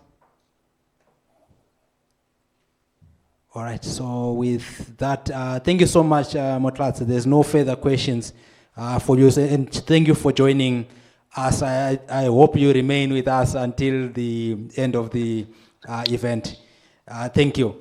A round of applause again for Motlat. All right, thank you, that's a good thing. All right, thank you so much. So now we move on to participant number 10. Motlat is from the Faculty of Law. He's from the Faculty of Law. Let's move on to participant number 10, with Ms. Pulafela Majo. Ms. Pulafela is in Botswana. She will also answer the questions virtually from the College of Business and Economics. Hey, let's explore. A nation scrolls, clicks, and votes. Today we explore forecasting voting behavior in Botswana using social media data and traditional surveys. Politics is not just about rallies and newspapers anymore. Voters are sharing their opinions online, especially on Twitter and Facebook with regard to political party manifestos and candidates' campaign messages. This shift presents challenges and opportunities for political forecasting. Traditional surveys provide a snapshot of public opinion but miss real-time online conversations. Social media platforms are a treasure trove of unstructured data. By analyzing this data, we can gain insights into voter sentiments and forecast election outcomes. Combining social media data with traditional surveys bridges the gap, offering a more accurate framework for forecasting voting behavior. That's where this research comes in, to provide the answer to the big question: what if we could forecast the future of the outcome of elections? This hybrid approach helps mitigate the limitations of each method and provides a comprehensive picture of voter behavior. The ultimate goal? To support a more informed electorate and enhance democratic processes aided by a well-researched framework. Thanks for watching. Applause for Pulafela. Thank you so much. Pulafela, can you hear us? Yes, hello. Can you hear All right. me? Thank you. Thank you for joining. Questions for Pulafela from the judges and from the audience? All right, thank you. Hi, Pulafela. So how are you going to analyze your data? Sorry, can you come again? I didn't get the question. How are you going to analyze your data?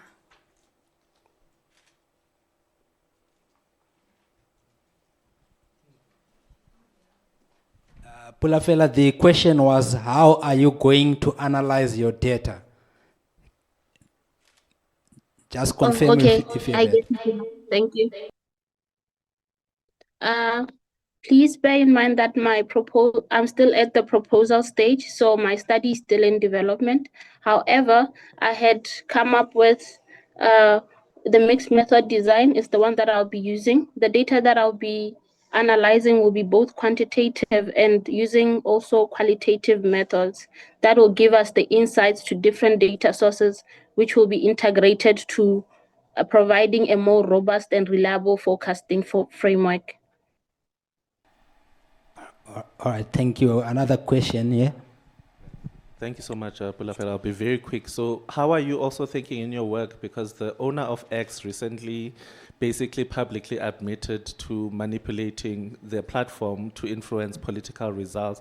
So how are you thinking, how are you going to surf out for that level of manipulation by the owner in order to reflect a true, I guess, true voter behavior? I hope I'm making sense. Did you hear Can you please come again?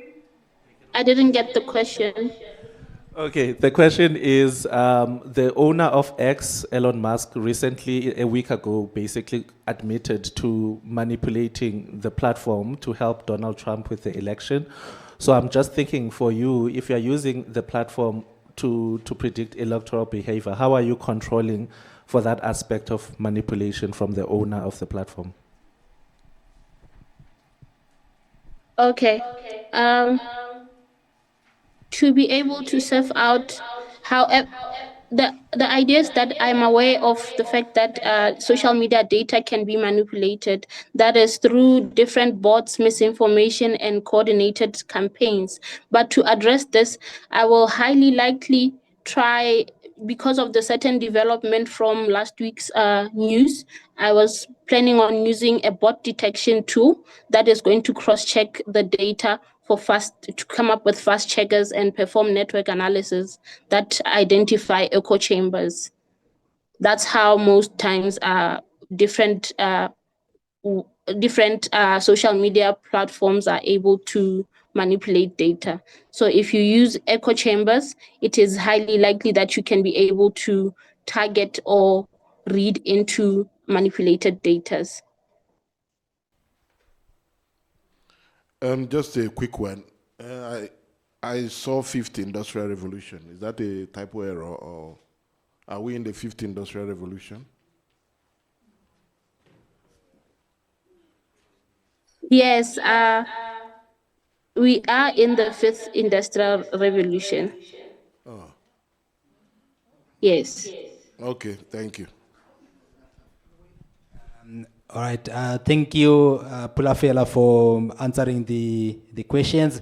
A round of applause for Pulafela. Thank you so much, and thank you for joining and participating in the question and answer session. All right, we are now moving on to our 11th participant, Mr. Philip Mtema-Sango, from the Faculty of Education.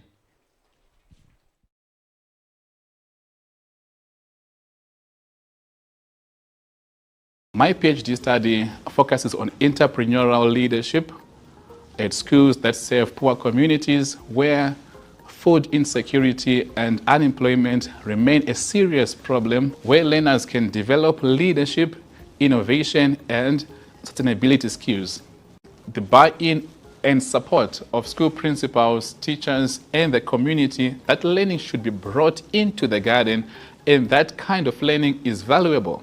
The future plans that I have currently, they include expanding the project to more schools across the region, introducing the hydroponics and vertical farming technologies for space-limited schools, also hosting the annual school food garden competitions and expos. In today's world, education is not just about textbook. It's about equipping learners with the practical, entrepreneurial, and digital skills that will help them thrive in the fourth industrial revolution.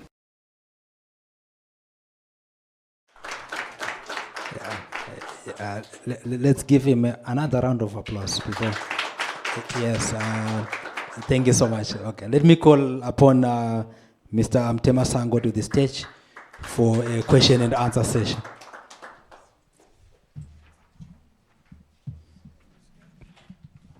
Judges. Yeah, it's fine. All right. Sure. Oh, thank you. Hello. I love your study. I'm a community nurse, so Awesome. this is very close to my heart. I want to know, in places like rural Limpopo, this could actually work, right? Yes. But there's no water. Yeah. And people have to walk very far for water. How do you plan to actually make this project or study? I don't know. I hope that you would continue this. Yeah, actually, that's and turn it into a project. Yeah. And how is this sustainable if people don't have enough water? And we know it's a problem in our country. Even in our suburbs, we don't have water. So what do we do? Do you maybe have a solution? Yeah, sure. We've got some solutions here. Hello, everyone. Actually, so we're hoping that we're going to erect some boreholes in those water scarcity areas. Probably that also be linked as well to the solar as well, because some areas don't have as well power. So solar-powered boreholes are going to be erected actually soon, and hoping to extend as well actually this project to various areas like the rural Limpopo as well. Yeah. Okay, a quick follow-up to your answer there, though. Yes, sir. Where are the costs coming for these solar powers and the boreholes? Because they're quite pricey. Yes. So where do you expect to get the costs from? So currently we are collaborating with a number of NGOs right now, like Exaro, to as well like fund as well the projects as well. So hoping as well to involve a number of NGOs as well who are willing to support the projects, and also some funders, maybe like you, can go on to inject some funds as well in the projects. Yeah. Okay, so I see here you have some quantitative data that you have analyzed. Where did you get the data? Did you collect the data, or is it just an experimental data, or what? I did collect the data actually through quantitative, because the questionnaires were administered to the school principals and the teachers as well. Yeah, from about 5 schools actually in the Tshwane province.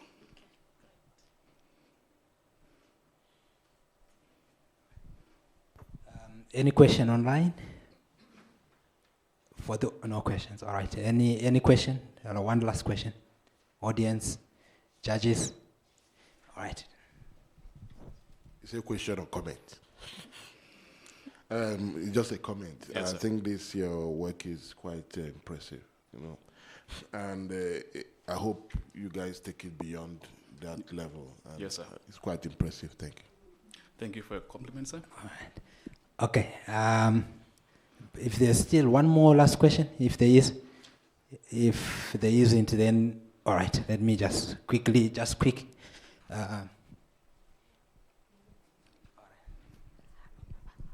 Hi. Maybe also just a comment. There are a lot of businessmen and stuff in Limpopo that run like a lot of like the solar and water-powered industry. So yes. definitely think you could get the funding for that. Thank you very much for your point as well. Check it in. Definitely. All right. Thank you so much. A round of applause for Mr. Philip Mtema Sango. I think with this now, this ushers us into our last participant, For the third segment, who will also be our last participant in the participant segment, the whole segment, Miss Kelly Clayton.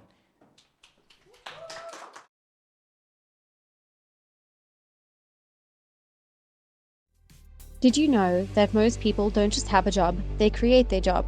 They do this through job crafting, but there's a catch. You have to be confident in your own ability to change your role so that it is personalized for you, by you. So, come craft with me. Job crafting efficacy speaks to how confident you are in your ability to shape your role to fit your interests and getting your work done in a way that it is personalized and meaningful. The more confident that you are that you can mold and shape your role, your relationships at work, and your own mindset, the more likely it is that you'll create a job that's more authentically you. My hope is to develop a scale that measures job crafting efficacy so that we can enable more people to do this in their day-to-day confidently. We spend a minimum of 8 hours of our day at work for 5 days of our week. If we can help people feel their very best, we know that they can succeed. Because when you believe that you can shape your job, you're not just working, you're creating your future.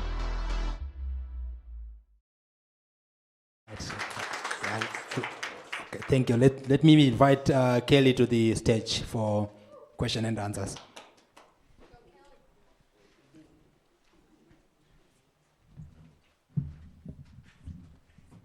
Thank you. I'm a short person. Judges. Questions from judges. The audience. Like, this is an easy round. What is happening? Judges, any question? Online? Okay, I'll start with. So my question is, so you're looking at trying to bring job crafting into the workplace, am I correct? So it's more developing a scale that measures how confident people are in their ability to job craft. Okay. As like a potential output of your research, do you envision that there would be an app or a product or a system that would facilitate this?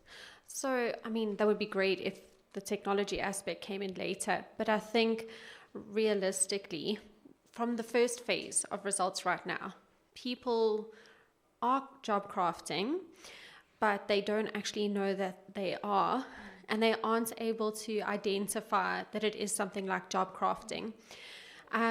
So I think the primary goal first is, once it's completed, is to have environments that actually foster that job crafting and create that efficacy within the environment, either through, from what we're seeing from results, managerial support, resources in the business, so like technological tools, mentorships and so forth.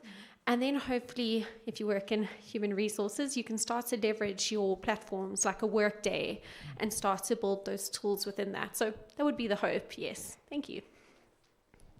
It was somewhat similar to that, but another question, just to clarify, what's your research, like your main research questions from this? So there's not necessarily a research question in particular, more research aims. So the primary aim is to create the scale. So to give you an idea a little bit more on that is there's a lot of research available on job crafting and self-efficacy. And so self-efficacy is a snazzy word for confidence, but the job crafting is really tweaking aspects of your role, other relationships, the task itself, or your mindset towards that task to complete the task and perform. So if we're looking at corporate world, what do we want? We want people to perform so our business makes more money. So with that in mind, the aim is that, to build that primarily. The other piece is, because this is a newly introduced concept together, the combination of job crafting and self-efficacy, is to expand it a little bit more, create that understanding. And if you really dive into the literature as well, there are a lot of theorists or a lot of views on job crafting, and two of them actually compete with each other. The one is Timms et al., and the other is, pardon if I really destroy this name, Wisniewski and Dutton. And one is based on job demand resources, and the other is based on the 3 pillars of crafting, so the cognitive, relational, and the actual task. So there is an effort to actually find a way to combine that together, so it's not two competing views, it's actually a really nice one that works together. I hope that helps. Okay. You have a follow-up? Okay, thank you. All right. Okay, thank you so much. Awesome. I Thank you. think okay. Yeah. Thank you. Let me now. We have completed the participant segment, and I think the judging has been done. Let me call upon Mr. Lawrence Asani to lead us now into the next session and direct us from here henceforth. Okay, it's now time for the judges to do what they came here for. Okay, so we're just going to be leading now the judges to the judge preliminary breakaway session. So the judges will be proceeding to the boardroom so Dr. Lance and Dr. Gabriel will be proceeding. So as they're proceeding, we'll also be opening our People's Choice Award. The poll for voting will be opening. As you can see there, we have depicted the QR code, so you can scan the QR code and you can vote for whoever you think is the people's, you think you want to vote for the People's Choice Award. I can see the nerves are kicking in there from the participants, eh? Yeah, it's that time. I see you guys are shaky. Okay, just pray that you guys get positive results, and all the best to all the faces of the 2025 VYT competition.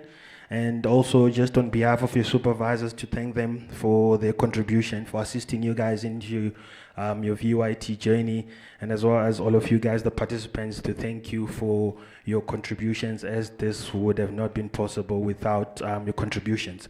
So in that regard, to the online participants, I think they've shared the QR code as well, or the feedback thingy for other audiences. And you can also fill that in. And for the physical, please scan the QR code. And you can also vote for your People's Choice Award. Thank you. Thank you so much for doing what you were here for, which is judging. Really appreciate it so much. So just before we do the award session, we just got to loosen up a bit, isn't it? And play another competition. Because it's game time. Okay. We're going to be playing the Menti quiz again. I'm sure you guys are aware of the rules. 4 questions. Be fast. Menti.com. Scan the QR code. And here we go. Welcome back to confusion again. Confusion. You guys are going to be so confused this time. I'm so sorry. Okay, let's join. Online audiences, guys, I hope I didn't leave you guys out there, but I'll show you joining as well. Okay, we have 13 players. Okay, let's join, guys. Palisa can play, but she won't win, unfortunately. Sorry.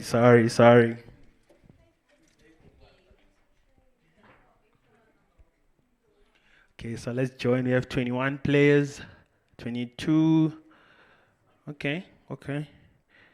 Let's join in, guys. Let's play this game. Let's enjoy it.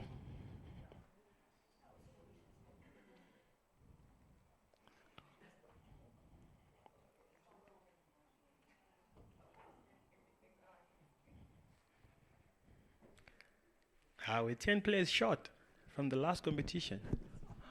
Okay, almost 25. Let's go back to 30, 35 before we begin. She can play, but she won't win. She's a threat now, eh? Yeah? Hey, she's a threat, eh? Hey. Hey, maybe she manipulated the system. We don't know, eh? Okay.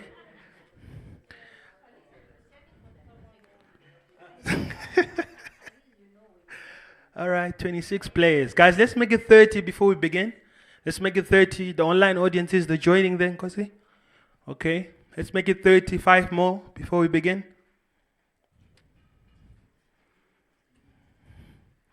Five more. Okay, we're just going to begin. 5 more at least. 27, 3 more. Okay. 28, 2 more. 29, 1 more. How? Who pulled out? It's scary at the top, eh? Okay, there, 30. Okay, we're going to begin now, guys, huh? Are you guys ready? I got to respond as fast as possible. All right. And correct answers, please, guys. Don't get confused. These questions are really confusing. 29. This person is tentative, eh? Who's this? Okay, 31. Okay. Okay. Ngosi, let's take it away. On your marks, get set and go. Let's go, let's go, let's go, let's go. What does RCDMS stands for? Okay, okay. I remember this one very, very, very well. RCDMS. Ha, ha, ha, ha, ha, ha, ha. Only 5, got it right. It's crazy. I told you guys, you need to be fast as a lightning. You need to be as fast as possible. So we're going to jump into the second question now. I told you guys, please be fast, please. Okay, let's see who's leading there. Let's see who's leading there. Okay? I see you there, Dr. Stembi. So, hey, he's fighting there. Hey. Okay, okay. All right. We have 32 players.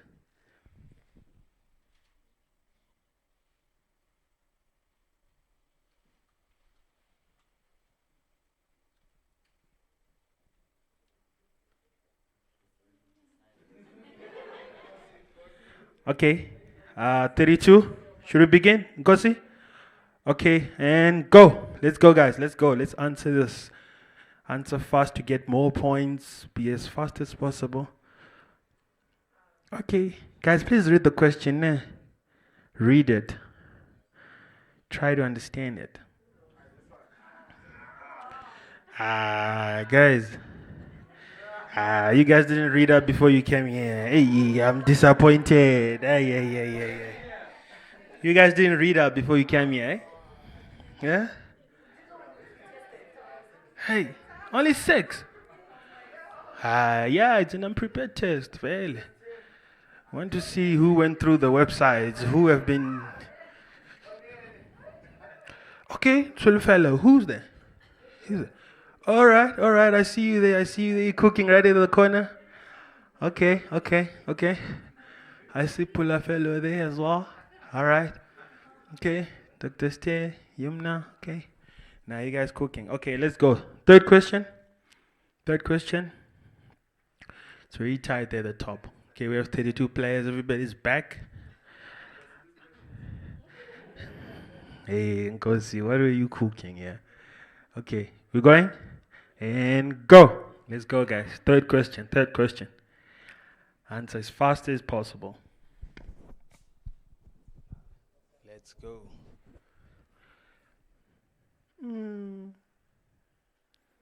What? Okay. Hey, this one is bad, yeah. Hey, they even included VETs and UFC. Aye. These were just wild guesses on this question. You guys were just wild guessing here, eh? But it's fine. At least we have 5 right, so it's not bad. Okay, let's go to the last question.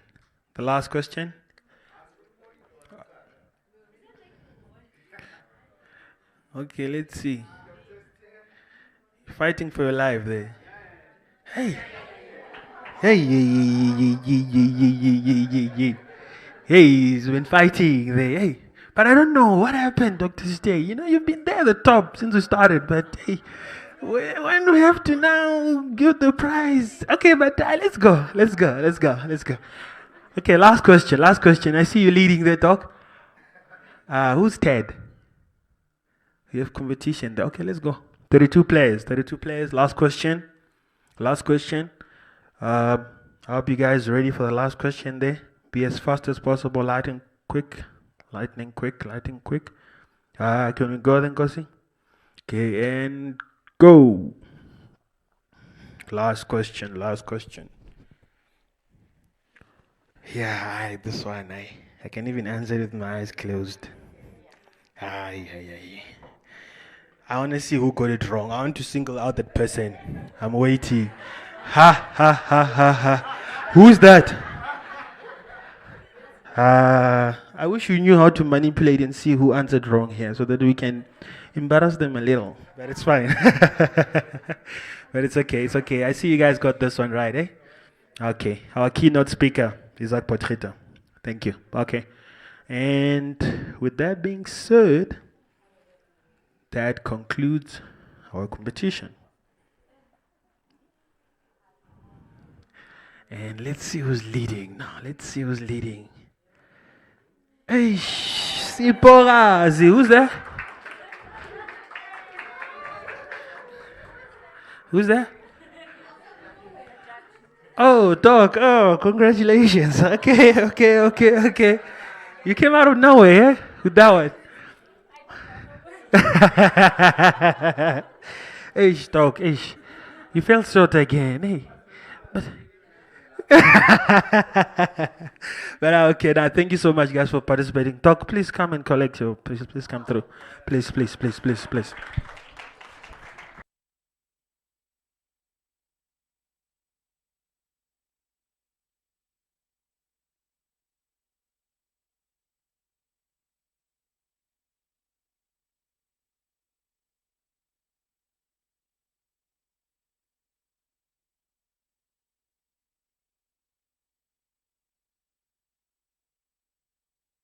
So in that regard, now we'll be heading to the awards. Want to see what the judges cooked in the boardroom, eh? It was a tough one there, I'm sure, eh? Okay. I think they'll be coming through now. Okay, for this session now, we're gonna be giving out the awards. Gonna see whose video has really captured the eyes of the judges there. You know, we just want to see whose video captured the eye of the judges there, who answered their questions very meticulously there. But okay, in that regard, we're just waiting for the thingy, for the checks, and we will be awarding to all the participants. So we'll be having the People's Choice Award. The people have voted. The people have spoken. That one is not in our hands. It's not in the judges' hands. So judges, that one, hey, it's not for you guys. Yeah, people spoke there, and yeah, they voted whoever they wanted to. Then we have the third place. Of course, that's your guys' fate there. Second place and first place. So we'll also be calling the judges randomly, 2 by 2, to give out the prizes, and also the taking of the photographies as well. Then at the end, we'll also be doing the judges' prize giving as well, with our head judge there, Prof. Uche. So we're just waiting for the checks to come through. Hey, there we go, Dr. Gabriel. Hey.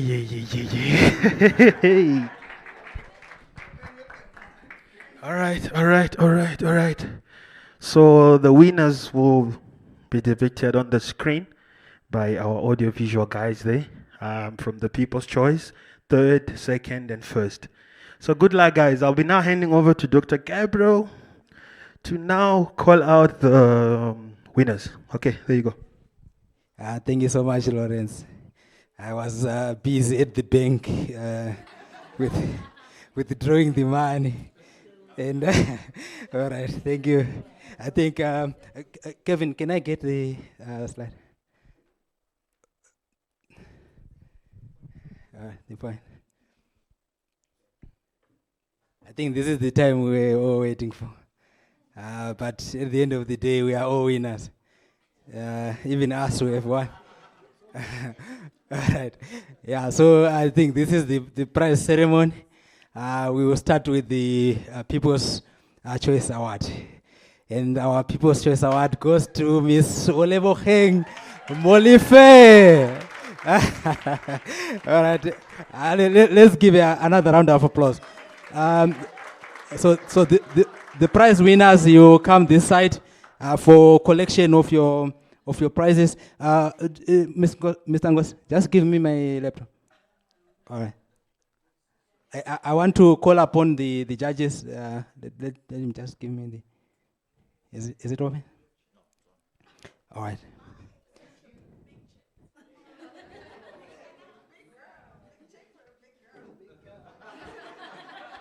Okay, so with this, I would like to call upon Prof. Gobani Kambela, to join us, and Dr. Zelda Janse van Rensbeck to hand over the check to Ms. Molly. We can clap again. Man. Why are they jealous?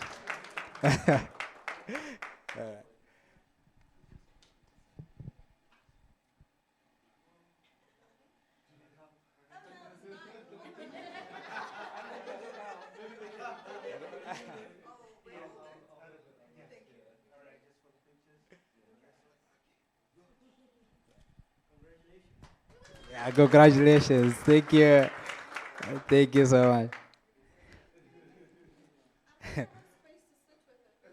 Yeah.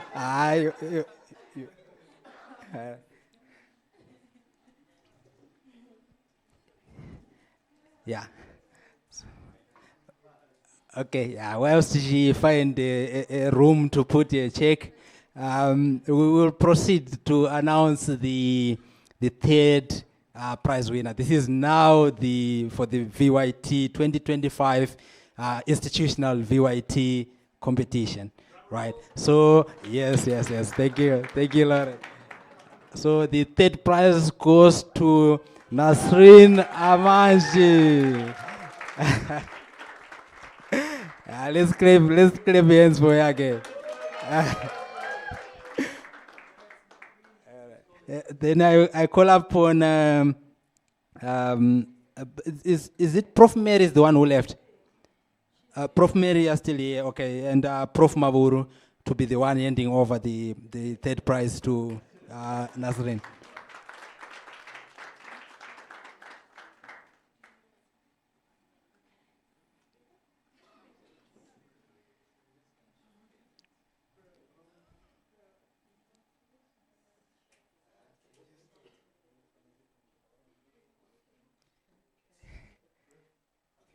Yes.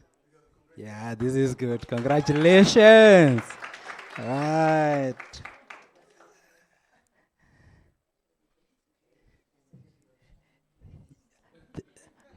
Thank you so much.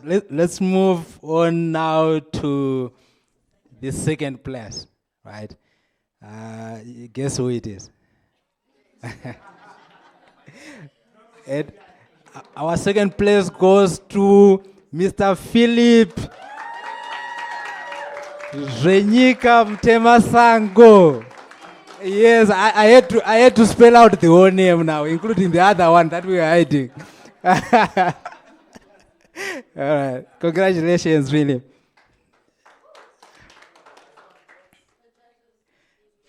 For the judges, sorry, right. For the judges, I'm calling upon Dr. Stembiso and Miss Motala. Yeah, Dr. Stembiso and Miss Motala.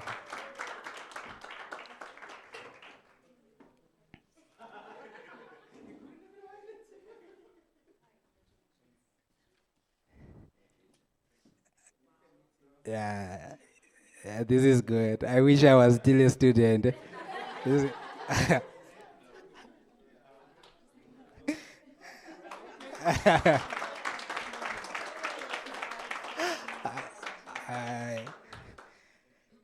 Right. Yeah, now the big one now, yeah. Yes. So for our first, this one we must just, let's give a round of applause first before we even go there. Right.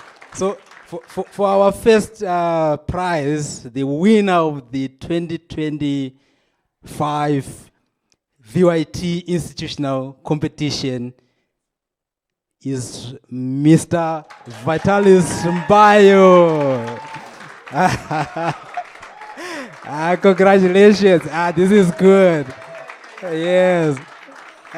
So I call upon Dr. Sipokas Kachkeni and our head judge, Prof. Uche Chude Okongo. Yeah, let's clap hands for him again. Thank you. Yeah.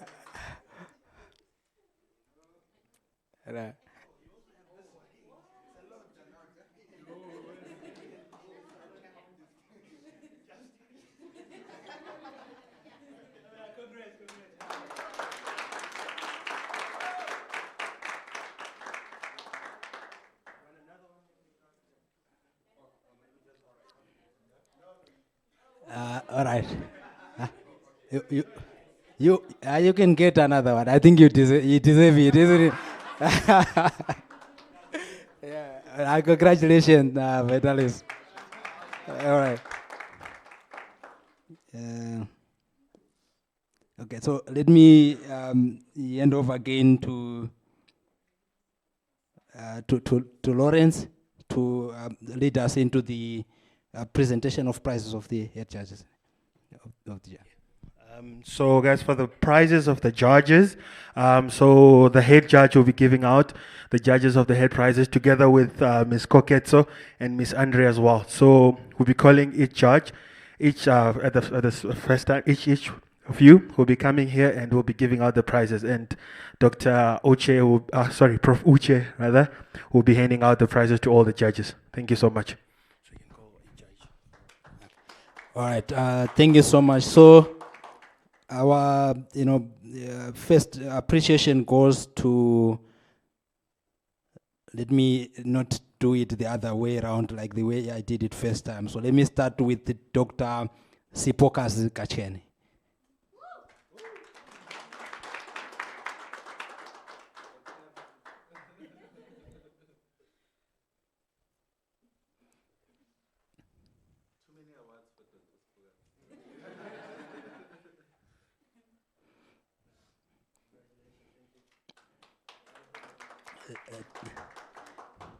Yeah, thank you, Dr. Gashken, for for honoring us. Yeah, yes. The second gift goes to Miss Yumna Motala. You are not clapping well for the judges, eh?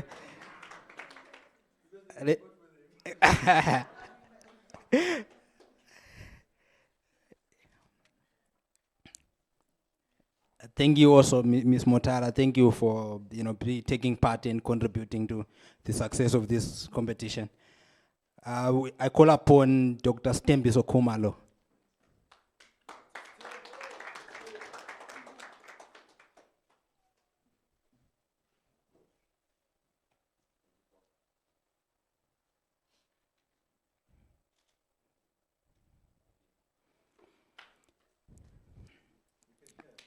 Thank you. You can clap again. Let me call upon Professor Lydia Mavuru.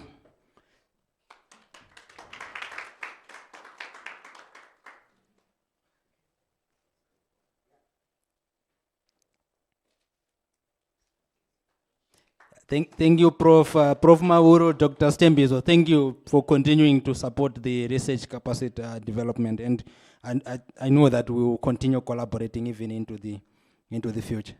We really appreciate. Let me call upon Prof. Omowomi Mary Launch.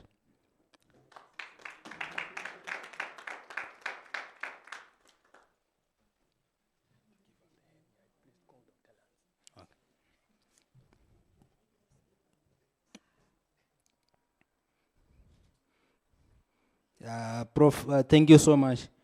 When I was counting there, I thought he had left. Was all right? I heard that there was a judge who had who was leaving us. What? All right. No, thank you so much. Because when I was counting, I was getting confused now now they are 8 again. All right. Thank you so much, bro. Okay, let me call upon Prof. Kobani Kambela. Prof, thank you so much. Thank you for being with us today. Yes. Yeah.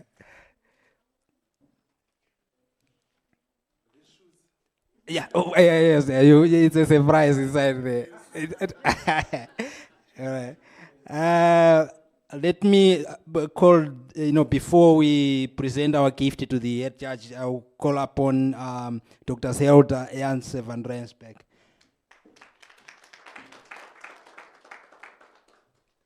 Let's clap again. It was not.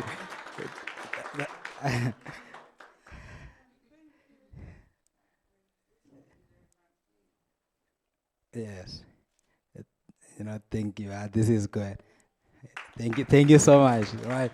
And to present, you can see he's now alone. I wouldn't say he must present the prize to himself. So to present our gift to the head judge, I call upon my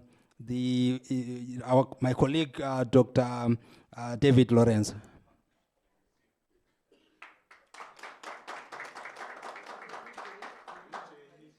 Oh, UJ, yeah, you can do it again.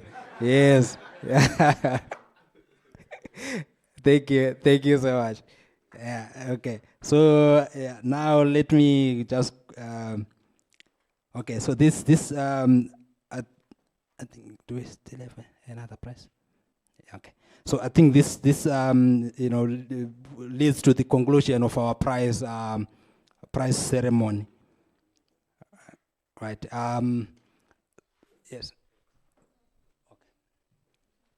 Okay. So I think now the food we have been seeing it for some time now. I think some are beginning to worry. Where there's food, there's always. Let me not finish that one. Okay. So I want to call upon Mr. Nkosi Ntuli to give us a vote of thanks and closure. Let's just clap hands for the winners, before we move on into the segment. Thank you so much. All right.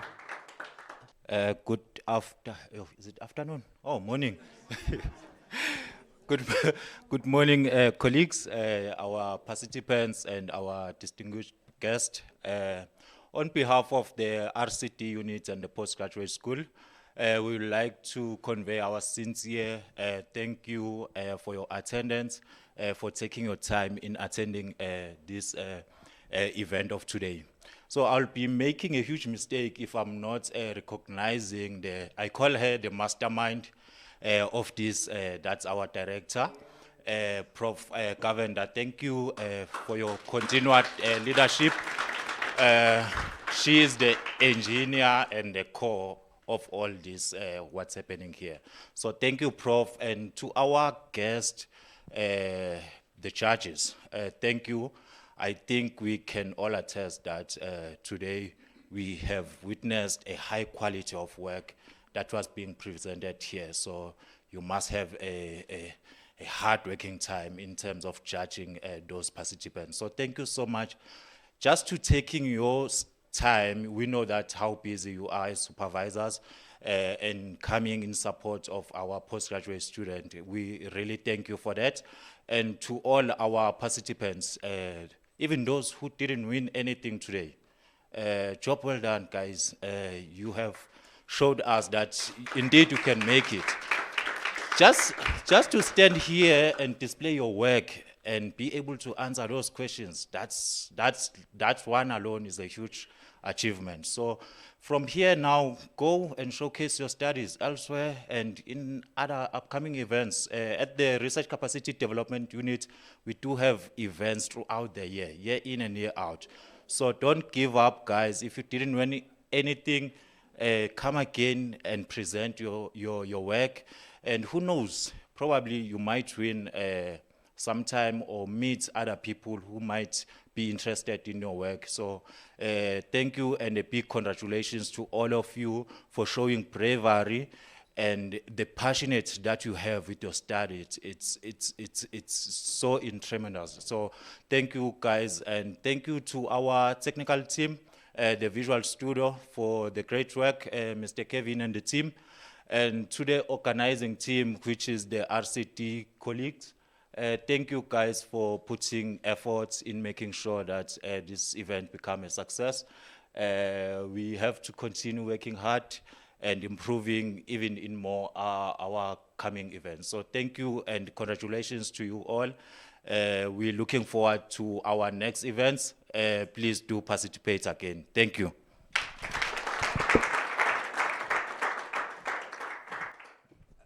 Thank you so much, Mr. Ntuli, for the words of closure, words of gratitude to our judges.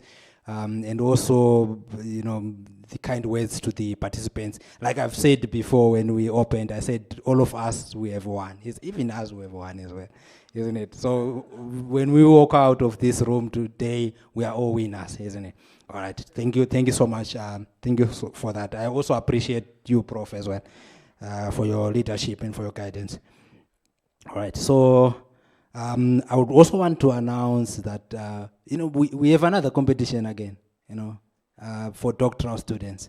We have the 3-minute thesis competition that will be taking place in August, the institutional leg of that competition, where, you know, it's different from the VYT in the sense that for 3MT, you are tasked with explaining the significance of your study, but using aesthetic slides. So we want you to take part in that as well. You know, for those who have competed, we would want you to take part in that as well. We'll communicate with you as time goes on, but we have an information session for that on the 19th of June 2025. Right, from 16:00 to 17:00. That's from 4 o'clock to 5 o'clock. So please do join us. Judges, encourage your students to join. All right, there are prizes to be won as well for that competition. Thank you. Thank you so much for that. So I think, you know, Prof, guide me. Should we do the photo session now before we? Because maybe when people are full, they're just gonna find their ways from, yeah, you know. So let's just, we'll go outside to just have a sort of a group photo for the 2025 institutional VYT competition. Thank you so much.